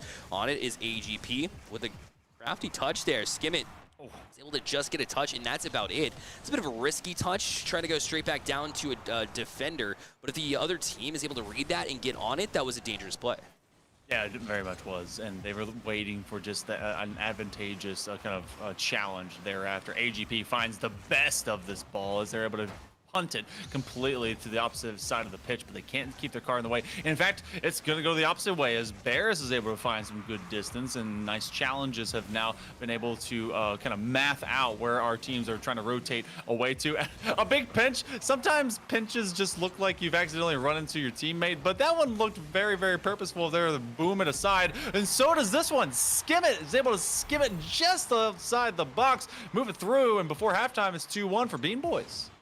It's a bit of an awkward flip, but you could tell it was controlled by the way they flooded their boost up in the air to get to that point, to get the touch point where you can to find that tough angle. And so, shout out to Skimit for being able to find those. We saw that plenty of times in the CMS League, and it applies here against some of the best players of this Carry2College, which is, you see GC is probably going to be in GC1 is probably the lower third of competition. That's how much talent is here. So to see the matchup against the best is definitely impressive to me. And this team has come together really nicely. Remember, they didn't all come from that same school, which means chemistry was in question. I think they've been doing a good job to kind of handle that and figure it out over the course of the day. And they have this 2-1 lead. Skim it right back out, though. Nobody back either. Tries to get that last touch off the post. Oh, that was just a little bit. I think they didn't have any boost on the back end of that shot, and they were just kind of waiting for enough, maybe even get a floor pinch, and they were just kind of letting it bounce through, having done not 99% of the work, and couldn't quite get the ace score on the test. Skimit and a bit of a pre-jump against AGP, and it's going to be some boost stealing out into the midpoint of the pitch as well. They're trying to get it around Claymore. Claymore left in an awkward position, doesn't want to feed it to the top of the box, and that's Skimit with a back pass. Ends up going forward. Sometimes the best way to go forward is to go back for just a moment. They take that corner boost with a minute 20 to go. Bean Boys, they're trying to develop even more pressure to keep Nears from developing any of their own offense running at all. Yeah, and sometimes when you get into these situations where you just drop the last game, the thing that you want to hyper focus on is the other net and moving forward. But yeah, those little touches, those crafty touches are everything. Trying to keep your momentum going, but keep possession more importantly to throw off the defense, which has been pretty effective, especially when you incorporate the boost steals in addition to that to really throw them off even more so. And in fact, they look a little bit distraught. Good job to handle that from AGP to try and settle out, but it's not going to be the case. Varus tries to go far post, a chance as Skimit was just a little bit too far off the mark to try and get that far side post. So many demos that are happening every single time we go to the cameraman trying to give us another look. It just is an explosion, and this one could have been an explosion of a big goal, but no. AGP has to race. He's gonna go for the corner boost, gonna try and be in the way. That turns into an option, but no. It's Gamer Gabe that's able to make the newest explosion occur as they go downfield. They're able to win a challenge, and that's gonna be Skimit that sends it across. That was very dangerous with just seconds remaining. Bean Boys trying to hold on to a very thin lead. Shot on target. It's Rux that again picks up the big bucks as they're able to make the big stop. It's still in the sky, so we're at 0-second time. That's a passing play. Oh, and it falls just short. Bean Boys on match point. Close, and I thought they had it too. It was just a matter of where they placed that shot. As you saw the full court press, all three of them just fully committed up the field, but also positioned well away from one another in case it pinches away. That was a really smart play by Nears, but unfortunately for them, they come up just a little bit short. So they'll be match point against instead. And now the team from the CMS League, the Bean Boys, will go to match point. This has been an exciting series. I know these aren't SSL level players, but the way that they're grinding, this reminds me of what we saw in the last match, Hail Monkey Man, which is... you talk about the potential that's there and living that lives within every single one of these players, and I'm talking about GC1 players already. Yeah, GC1, I mean, it's funny because I've seen a lot of people there's like, oh, okay, well, this has to be the majority of what players are within Rocket League. No, this is a very thin percentage, and they're showcasing that they come out to compete. I mean, I think the majority sits within, Diamond into Platinum. These guys are honing their craft from GC1 on up to SSL, and they're showcasing that they still have a ceiling to climb up to. The floor is very high, and they continue to go sky high with themselves. And in difference to what we had to the previous matchup, this one is very back and forth. Pendulum swing of momentum. It's just about the smallest margin of error and difference. We go to game number 4. Bean Boys want to put this one away and continue through the bracket. Nears, they're looking for another pop-off performance. They want it, because then now we'll force a game 5. They want to be able to play more Rocket League, number 1, because then you obviously extends your life here in the playoffs, but then also in addition to that, more games played for the college coaches that came out tonight. A big shout out to them, and a thank you for coming out, scouting as well, but a big thank you for the players for being involved too to make this possible. A big shout out to everybody involved, even those parents that are tuning in and watching your kids perform in front of these colleges. We appreciate every single one of you. Thank you for coming out. Skimit will be challenged here at midfield. It'll be Gabe who will try to turn on it to Claymore. Not going to be able to get to it in a GP. You could say the same thing as he looked a little bit confused, but he will be able to get to it a couple of touches to try and play it over to his teammates.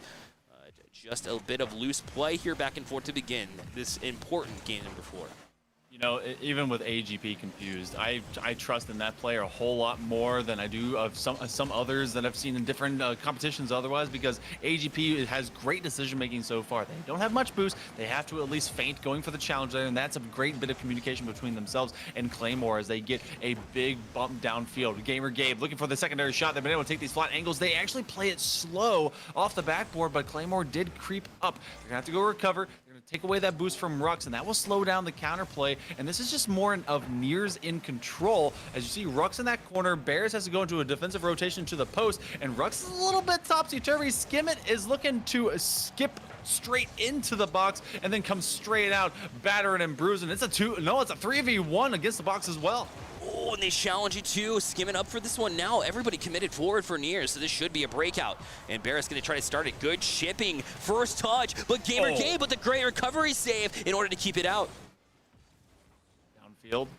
Touch. Rux is going to go and joust with him in the midpoint. You know that the first goal is going to be the most important here because the dictation of pace. There's been so much pressure against Nears, but they've been able to rock and roll with it and move upfield. Rux just gets a tiny piece of it, and Bears is going to be in chase. There's no boost, really just none. You have Skimmit that's able to pick up some. Bears, Skimmit rather, is the one jumping now, and they're able to send that one into a passive corner. And Gamer Gabe, everyone is collectively on top of each other. I've seen like 4 to 5 cars in the same zone. This is just so much brawling. A shot. Oh, and the miss. That's a wide open net, but Skim is able to close the door. And will try and play it forward. You're right.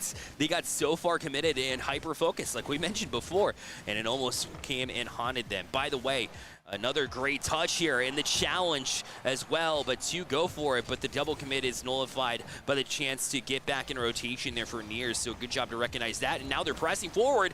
A good chance to try and get that dunk. It will stay out for the time being. By the way, Bean Boys, the number 12 seed against Nears, the number 5 seed. So just 1 game away from this upset. Gonna try to make it even more real, but AGP able to get that save.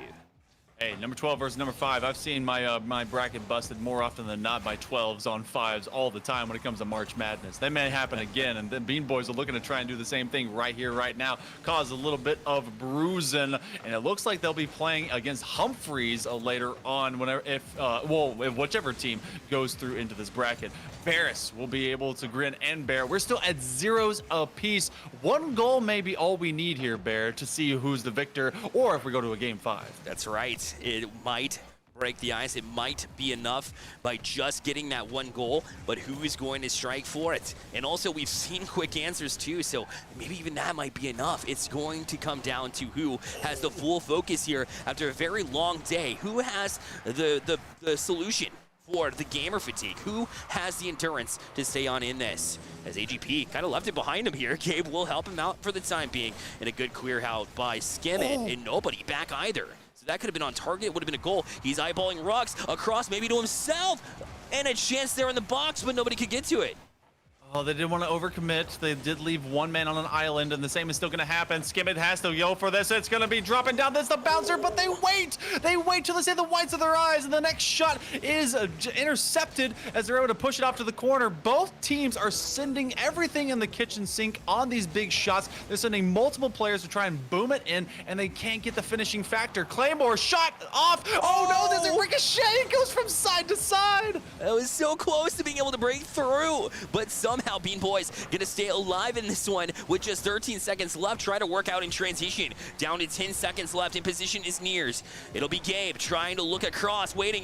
EGB holds, and Rux took a while to get there, but he did toss it away. And now Rux, is he gonna try to force the issue, or is he gonna knock it down for overtime? That's the right call. Overtime it is. Bean Boys 1 goal away from proceeding into the bracket, and Nears the same. Oh, it's off kickoff! No. Of course it is! Skims along the grass, is able to point from outside his windshield, says, yeah, that's right, big duo win. Bean Boys will take it 1-0, game 4, 3-1 in the series, and they'll be moving on to the next round. 4 seconds into overtime. The upset comes through as Skimmit, Rux, and Barris from the CMS League team up as the Bean Boys and will defeat the number 5 team Nears. Yeah, that's incredible work from them, and stayed very calm, and they could have forced the issue in regulation, but I said it is the right move to just play it down, force overtime, and then the next goal wins. Let's make it us, and that's what they did. Oh, man, that's such a 50-50 situation, too. But you know what? It came out the better, and sometimes you just have to take a little bit of a risk and, calm down the troops and get everyone firing in the right direction. So, great job. Bean Boys were able to take it, and even so, I was still impressed. You had a great pop-off performance by Gamer Gabe. They were able to get that hat trick in game number 2. AGP, though, seems to be that kind of player that's able to command the troops. I want to see what happens when you get even more resources around them. Really great player, but it will be Bean Boys that move on for this next round. That's right, and like you mentioned, they'll face off with Humphreys, which is a team that's absolutely stacked in their own regards. A team that we've seen Daunt on, and actually it's gone through a few different rosters overall. They've had great players after great players, including Peep rather. Yeah, it's Peep. Peep the Skill, who is one of those top tier talents as well in addition. So that'll be a tough challenge for them. But listen, they got through. Bean Boys, congratulations for moving on to the next round. Hello, Command, I have to say goodbye to you, unfortunately, but we will be able to see you yet again here on this channel in a couple of weeks when me and you cast some Valorants here later on in this month. We go from pew pew out on the pitch to pew pew out on the maps. So I'm looking forward to it. And of course, this was a really fun day, and it's always fantastic being in the booth with yourself. And of course, just to see this awesome recruitment, and of course, the students showcasing their skills. I wish I was as good when I was in school. I swear I was. I probably wasn't, but these guys are. So make sure to keep your eyes on these guys. That's right. Make sure you do. Hell Monkey Man, thank you again. I appreciate that. In addition, we'll see you later. Let's bring back on Olin to wrap up the day here on Carry2College and see your final thoughts here on the night, Olin. What did you think? Man, that was an intense series. That was a fun watch. Congratulations, Bean Squad, for pulling off the upset, and just getting more excited for tomorrow. If that's what we're going into, come on. Right? Exactly right. And then in addition to all the competitions, the brackets that will wrap up, we'll start with Overwatch 2 tomorrow and then follow it up with Rocket League. It starts the same time, 2 p.m. Eastern time. So in addition to that, we'll also have the recruiting, you have the college fair continuing into tomorrow. So the recruitment piece still exists for these players. But also the fact that you get to close out, try to win a little bit of extra bucks in the back pocket, which isn't a bad thing, right? Moving into a potential college career moving forward. But we also have an interview coming up with one of the players, WASD Taylor, who we mentioned just committed to Concord University. And we have a couple of awesome interviews in addition to that, too. Yeah, a lot racked up for tomorrow. Got a lot of content coming out, and only things to be excited for, Really getting things going here in 2023, and this is just the tip of the iceberg. For Olin, for myself here, Bearlight, we want to thank everybody for tuning in to the Stay Plugged In Network here for Carry2College. All of our broadcasts continue tomorrow, so make sure you tune in at 2 p.m. Eastern Time. Actually, kickoff will be 1:50 p.m. Eastern for the pre-show, which you don't want to miss, so go ahead and hit the follow button if you're here and hanging out with us. Thank you so much, and we'll see you next time. Good night.